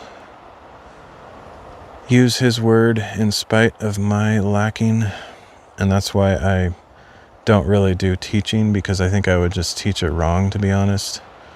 And I think there's a lot of people out there with a little bit too much confidence in themselves, and they think they understand, and they might actually be making it worse. So I think it's better for a person like me who does not have the gift of teaching to not just try to force it, because I don't want to present inaccurate information or confuse anybody. So I'll just read it, and the Holy Spirit in each person who's following Christ can decipher it for themselves. Or you can look into it in your own time. There's lots of resources out there to do like Bible studies and things, but that's not really why I'm here. Not what I'm trying to present. It would be interesting. I've thought of like inviting pastors to join this kind of thing and see if they wanted to make it more of a teaching experience, but I don't know. I think there's enough of that out there. I'll just read it. That's all I do.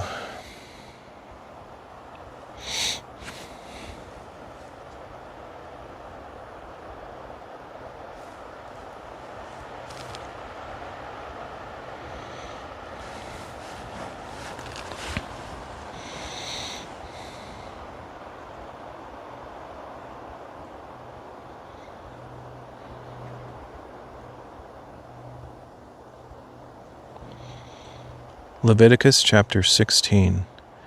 Now the Lord spoke to Moses after the death of 2 of Aaron's sons when they approached the presence of the Lord.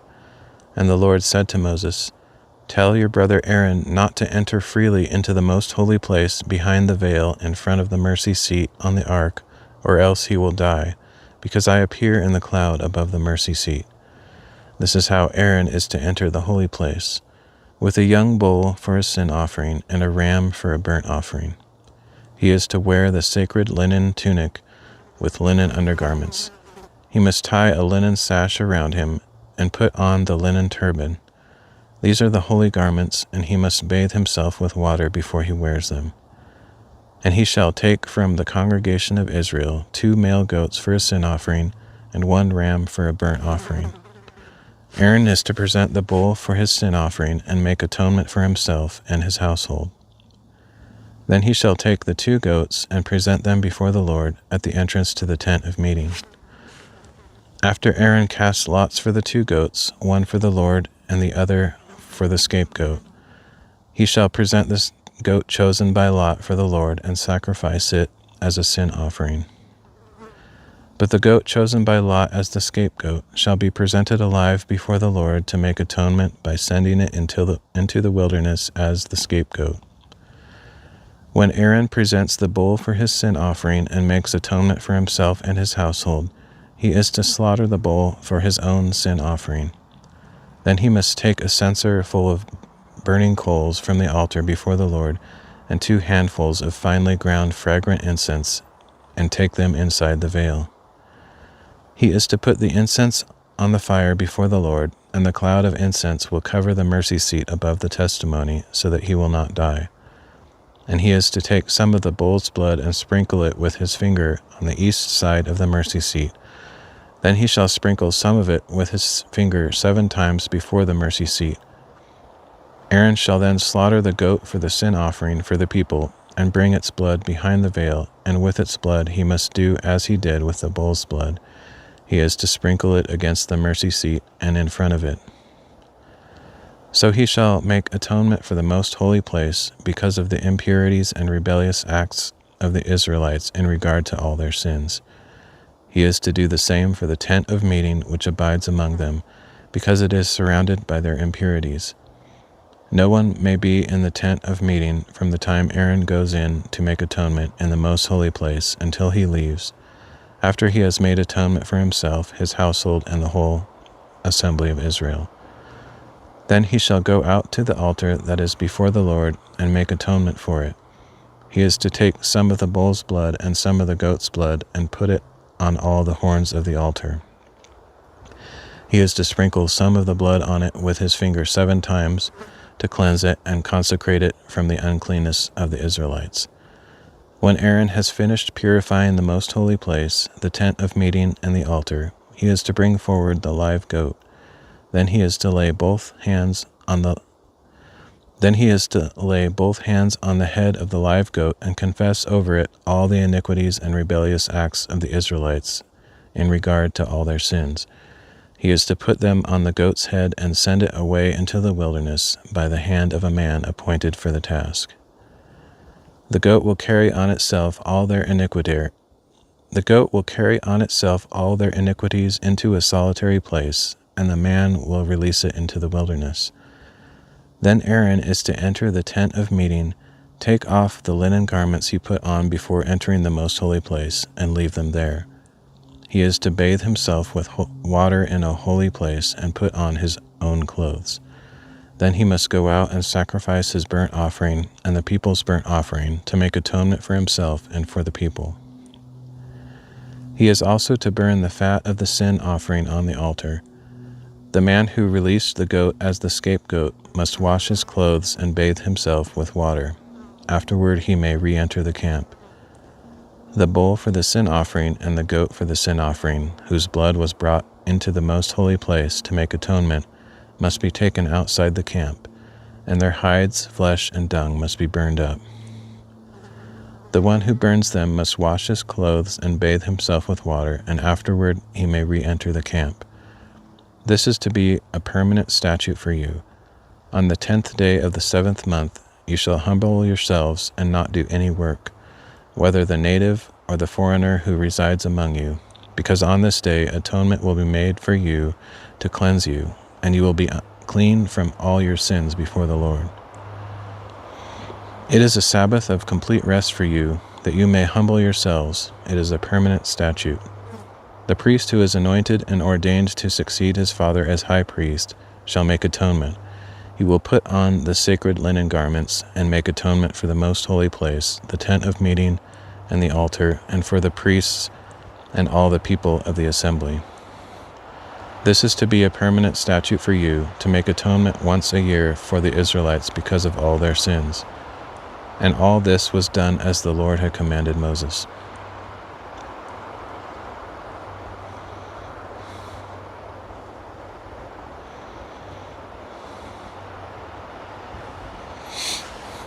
I think one thing that's valuable about this, and it probably relates to confession that we have now, is we can confess our sins, whether that's directly to God or with others in the church. It kind of releases us. Like if we don't have something like that, we just hold on to it and we wonder if we'll be forgiven or if we are still guilty, you know. It's for our brains to like be able to move on, because when you've committed a sin, you know that you've done it, and you feel guilty, and you can hold on to that for years, even the rest of your life. But if you have some way to address it deal with it. And the funny thing is, it doesn't really make it right unless God is in it, is in the process, because just saying something isn't just going to make it go away. But God, in his mercy, gives us these practices, and I believe that he's actually supernaturally working behind the scenes to clear it up from our hearts and our minds. And that's what I believe forgiveness and confession and repentance are all about. When we in obedience do those things that he tells us to do, whether it's confession or repentance, he sees that. Like he sees everything that we do, but he sees that, and then he acts. Like he does something in that process to miraculously detach those negative energies and that guilt from our hearts and minds. It doesn't necessarily make sense from a scientific standpoint, but there is something about it that he works because he's faithful and he cares for us. Like if he didn't do that, we would just be like building up this like nasty, toxic drink, like just filled with more and more poison throughout our lives, all these terrible things that we've done, or disappointments, or regrets. If we didn't have some way to just empty that and clean it out, by the end of our lives, we would just be absolutely dreading what's coming next. But in his mercy, he gives us a way to start over. And it says, I think it's in Isaiah 1. It's one of my favorite. Or no, it's in Ecclesiastes. No. Lamentations chapter 3, I think 19 to 33. It talks about how his mercies are new every morning. And so even though we make mistakes every day, he treats us with grace. Even though he knows what we're going to do each day, every day, he still treats us with grace and mercy. He knows that we're going to fail even tomorrow, the next day, 10 years from now, but he still is willing to deal with us in spite of his knowledge of everything, and that he exists outside of time, which is amazing. From our perspective, we haven't done it yet. It's not Minority Report, we're not guilty yet, but he sees it. He knows it's coming, and yet he loves us anyway. In spite of how much those things offend his holiness, he's willing to give us chance after chance after chance. It's like why it talks about, I think it was Peter who asked Jesus, if my brother sins against me, how many times should I forgive him? Up to 7 times?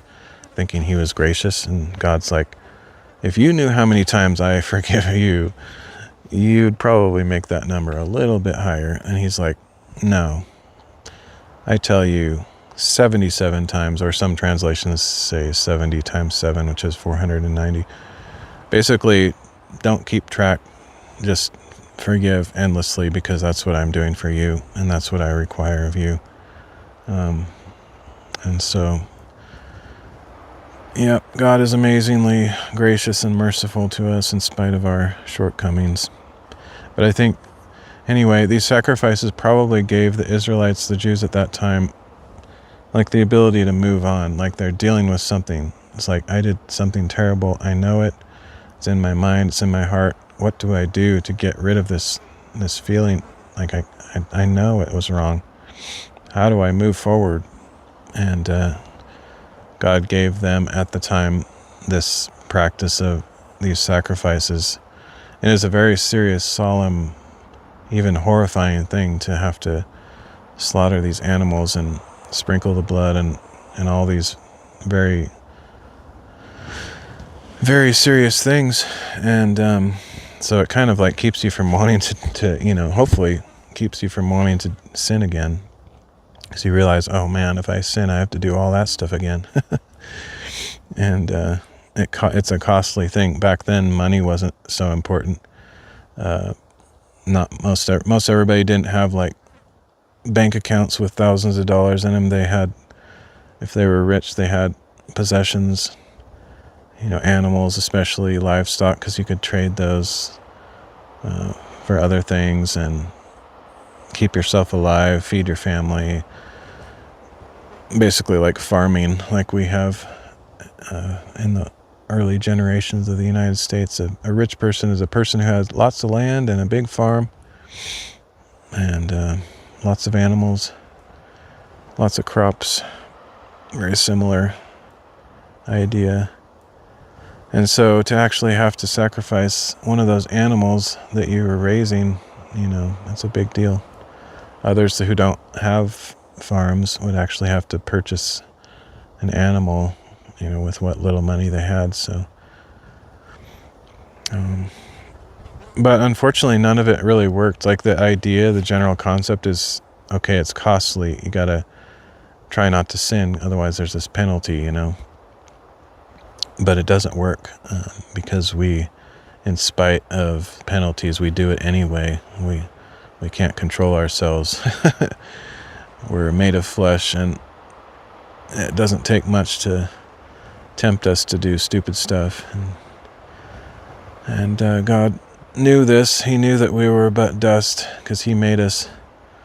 And so He knew that He would send His Son to die for us, to pay the ultimate price for our sins, because He knew that we couldn't do it right. We couldn't live to please Him, and that's the only way that the payment could be made for our sins. Is one perfect life, one who never sinned, gave His life for us as payment for all the things that we'd ever do. We just have to believe in Jesus Christ and accept His sacrifice, believe that He died and raised from the dead, confess our sins and believe in Him, and we will be saved. All right, let's go on to the next chapter. And I'm just thankful we don't have to do all the sacrifices. Oh my goodness. What? Wow. Can you imagine every time you do something wrong, you have to sacrifice all these animals? Oh, man. That's hard to imagine. And I'm sure it didn't happen as much as it should have. There's probably people that just lived lives of sin or mediocrity, just didn't do anything right. But it's not like they went to the tent of meeting or the temple every time they made a mistake and brought an animal with them. I seriously doubt it. It's probably very underperformed sacrifices compared to the number of sins that people committed.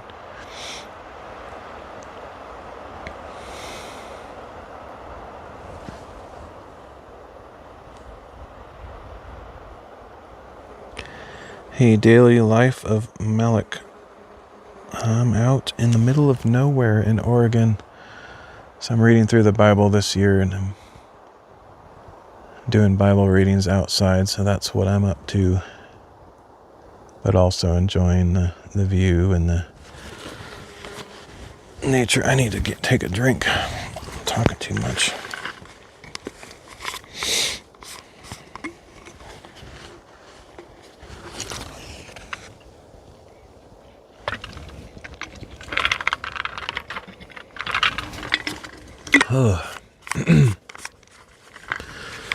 Yeah, I'm trying to go through the whole thing this year. So I try to get out as much as I can, but usually ends up being once or twice a week, so I read more on those days. So right now we're in Leviticus and part of the New Testament as well. Thanks for the follow, though. That's Daily Life of Malak over on DLive. I wish I could have the chat on the screen, but I don't have a way to turn it off and on. And so what I'm doing with these readings is after I do them, a couple weeks later or a month later, I edit them down. So it's just the Bible readings. So I have a second channel where just the readings are on there. And because of that, I don't have the chat on the screen so that it's a clean output. But I wish there was a way to have it on there and then turn it off when I need to do the readings, but I have to go up there and turn it off and on my camera, and it's kind of annoying. Anyway, let's finish this reading. Actually have 2 more chapters in Leviticus. They aren't super long, but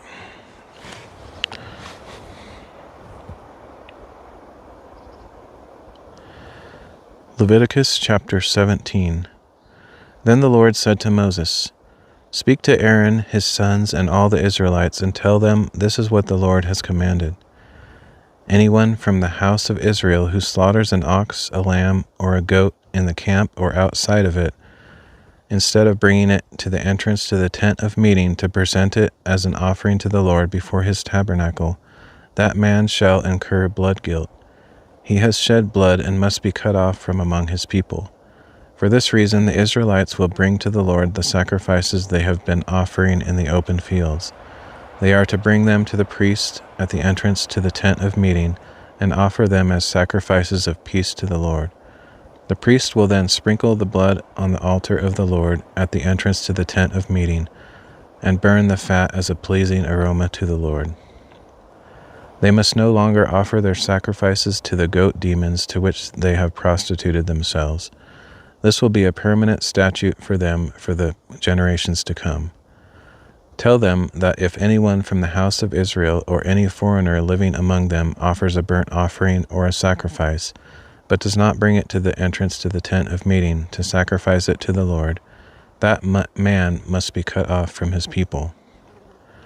If anyone from the house of Israel or a foreigner living among them eats any blood, I will set my face against that person and cut him off from among his people. For the life of the flesh is in the blood, and I have given it to you to make atonement for your souls upon the altar. For it is the blood that makes atonement for the soul. Therefore I say to the Israelites, none of you may eat blood, nor may any foreigner living among you eat blood. And if any Israelite or foreigner living among them hunts down a wild animal or bird that may be eaten, he must drain its blood and cover it with dirt. For the life of all flesh is in its blood. For the life of all flesh is its blood. Therefore I have told the Israelites, you must not eat the blood of any living thing, because the life of all flesh is its blood. Whoever eats it must be cut off. And any person, whether native or foreigner, who eats anything found dead or mauled by wild beasts, must wash his clothes and bathe with water, and he will be unclean until evening. Then he will be clean. But if he does not wash his clothes and bathe himself, then he will bear his iniquity.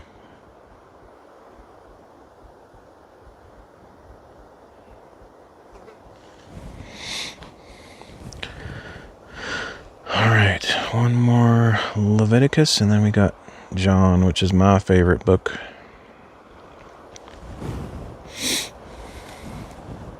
Hopefully I can have time to get somewhere else after this. I'll pack up real fast and probably end this stream and then get a move on hiking around a bit, and then if I find another cool spot, I might do another live stream, but I think I'll just do these 2 up here. Be nice if I could do a total of 5 today, but I might be pushing it. I'm not moving very fast.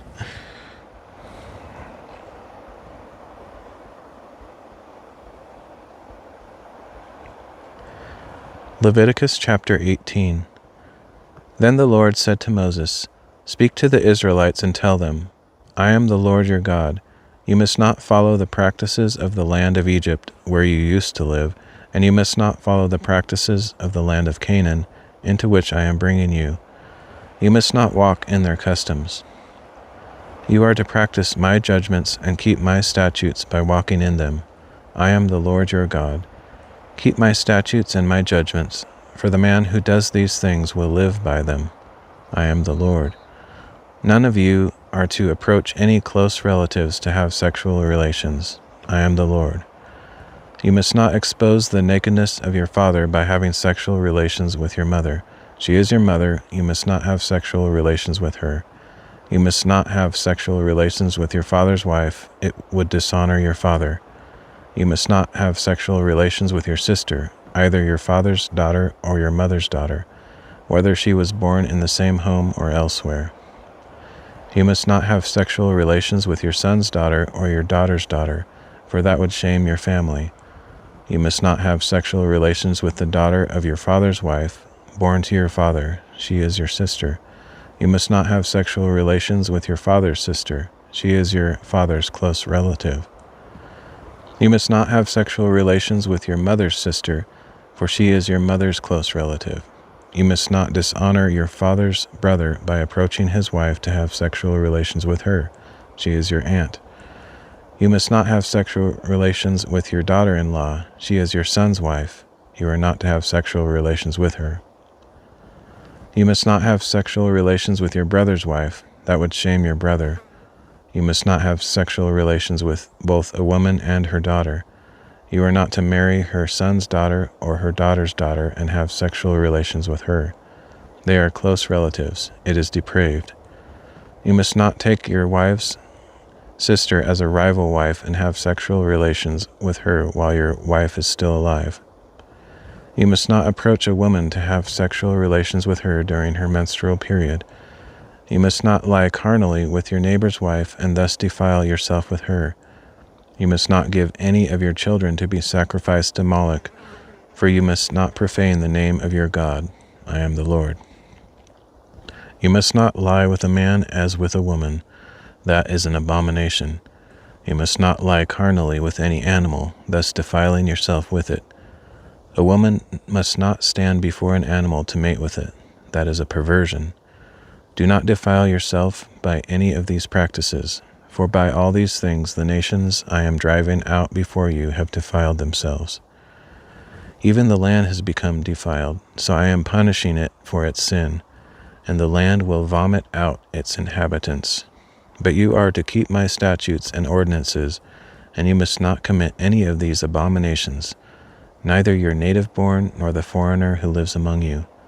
For the men who were in the land before you committed all these abominations, and the land has become defiled.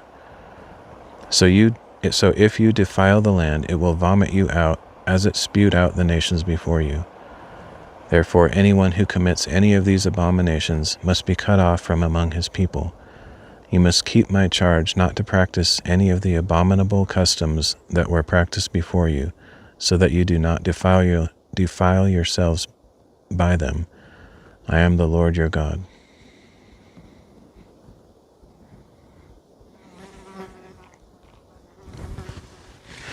It's kind of interesting. I've always wondered, it's not super obvious from the Bible, like what about, multiple wives and stuff.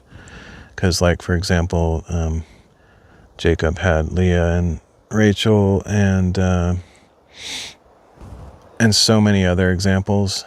But it actually says here that that's essentially sinful.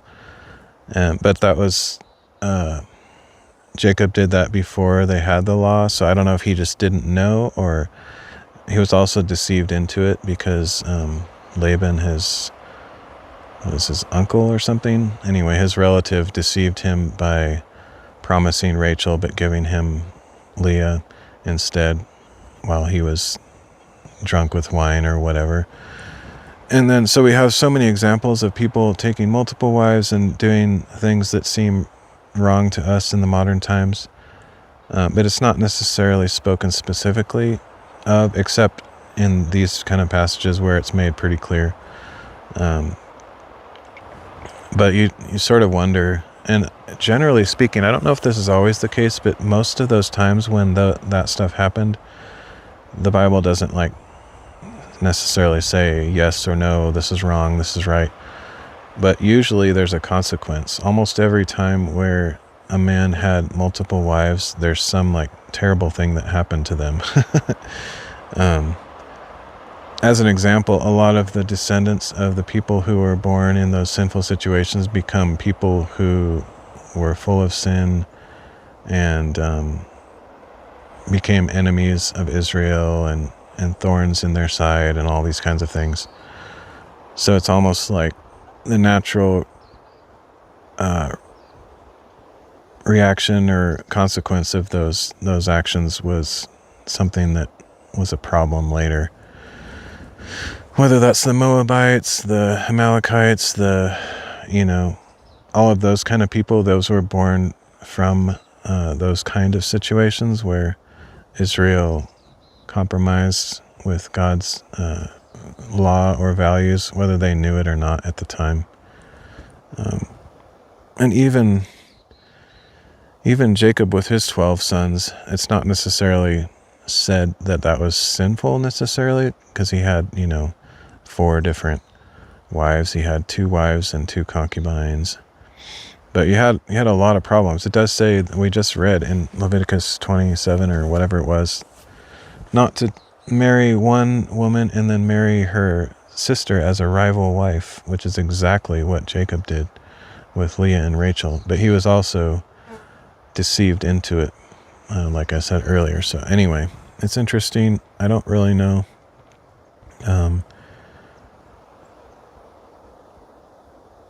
Actually don't 100% know about all that. A lot of the stuff was completely different back then. Back then, women had zero ability to take care of themselves, and so they needed to have a husband who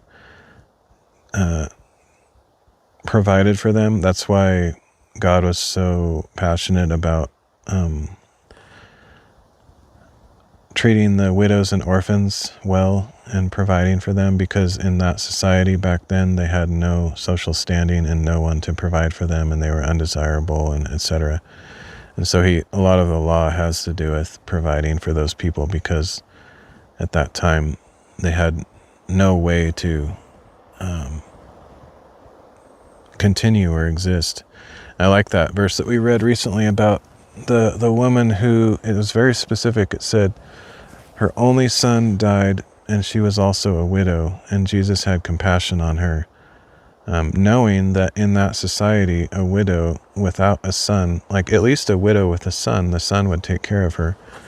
But a widow without a son had nothing, no one to take care of her, unless she had close relatives or whatever. But Jesus had compassion on her and brought her son back to life, just so that he could, that she wasn't alone, and that he could take care of her in her old age. Anyway, a lot of this stuff has to do with God's compassion on humanity, and we don't 100% totally understand every in and out of all the various detailed laws, but it all has to do with how God cares for us and stuff. But yeah, the whole multiple wives thing, I'm glad that's not part of our culture. I can't even imagine. I know some Mormons still practice that polygamy stuff. Not good. I don't believe that was God's design, but I don't actually know. I'm not a scholar enough to 100% prove all that stuff. I just don't think that that's God's intent for us. And pretty much every time you have those situations, you got all sorts of loads of problems and morality issues. The people that claim to do it because they're following God, you pretty much can guarantee that's not the case. They're just doing it because of their own lust, their own desires. It has nothing to do with God whatsoever. I can pretty much guarantee that in this day and age.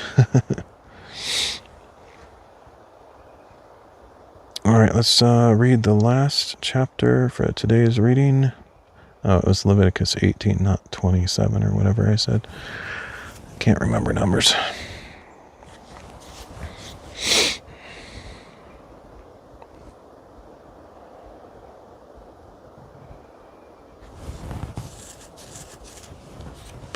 Oh, and like Lot's daughters who deceived Lot, because they were living in a cave and weren't sure that anyone was around, so they had sexual relations with their father to continue their father's line.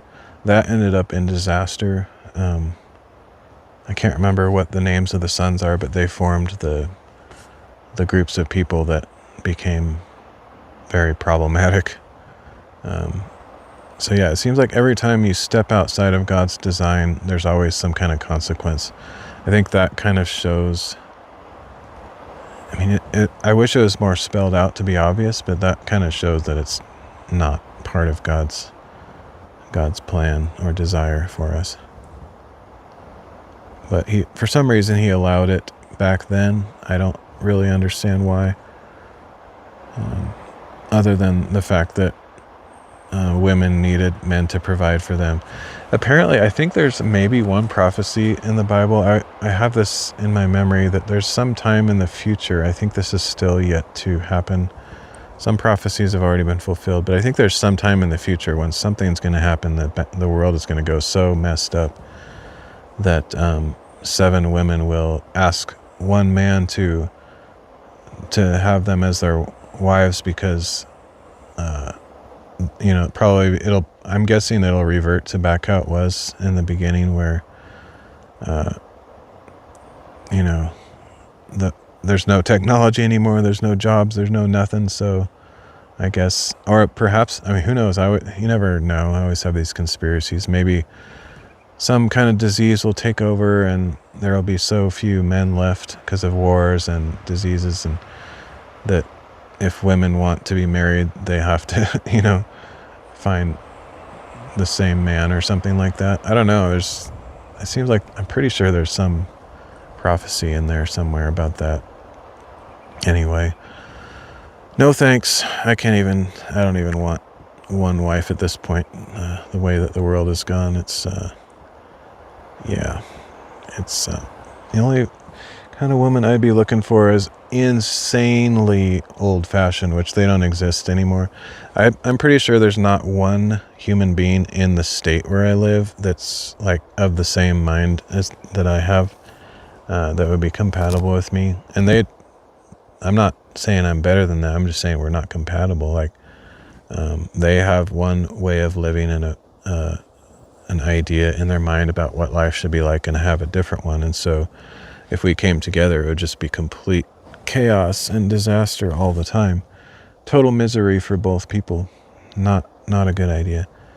And so I would have to probably either look in another country or entirely a different part of the country, because the people that are around me are completely in a different cultural value system and way of life. I would not want to be in a relationship with somebody that was that incompatible. I've already experienced that, and it's not fun. Just put it that way. All right, let's finish this reading. Stop blabbing about random stuff.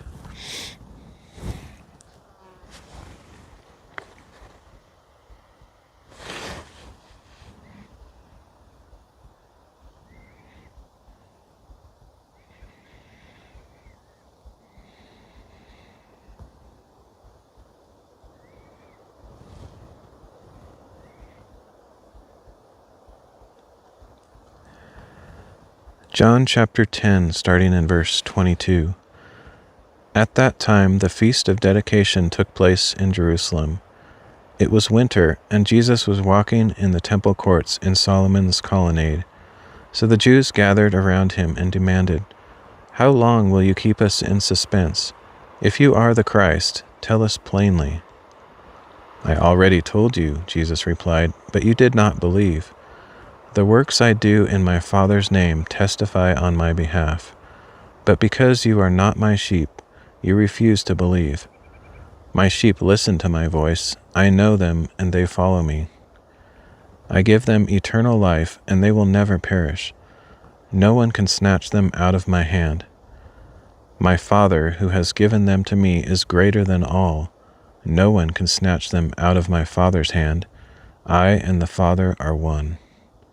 At this, the Jews again picked up stones to stone him. But Jesus responded, "I have shown you many good works from the Father. For which of these do you stone me?" "We are not stoning you for any good work," said the Jews, "but for blasphemy, because you, who are a man, declare yourself to be God." Jesus replied, "Is it not written in your law, 'I have said you are gods'? If he called them gods to whom the word of God came, and the scripture cannot be broken, then what about the one whom the Father sanctified and sent into the world? How then can you accuse me of blasphemy for stating that I am the Son of God?" If I am doing the works of my Father, then do not believe me. If I am not doing the works of my Father, then do not believe me. But if I am doing them, even though you do not believe me, believe the works themselves, so that you may know and understand that the Father is in me and I am in the Father. At this they tried again to seize him, but he escaped their grasp. Then Jesus went back across the Jordan to the place where John had first been baptizing, and he stayed there. Many came to him and said, "Although John never performed a sign, everything he said about this man was true." And many in that place believed in Jesus.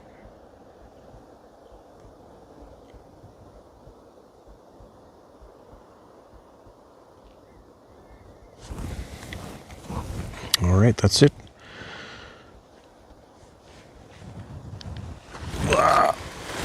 Oh, man. Let's see, let's get this.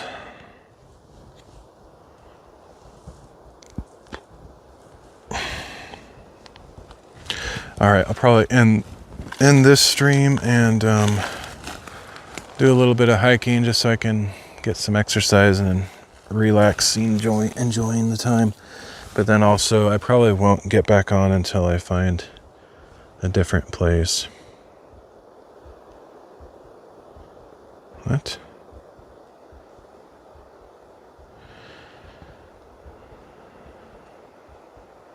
That's a weird notification. I just got a Kick notification. This is Mr. Beast. What is that? Is he streaming on Kick now?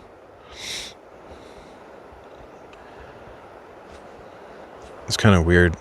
They would, if he is doing that they would give him special privileges. I mean, I understand why they would because of who he is, but it's like, I'm not following him. Why would I get that notification? It's probably fake. I don't know. Anyway, interesting.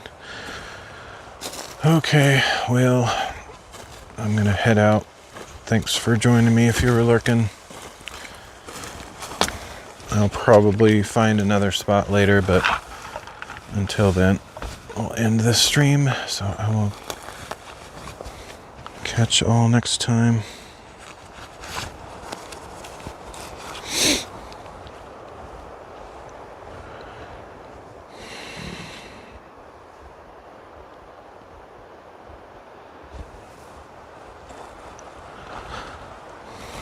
Later.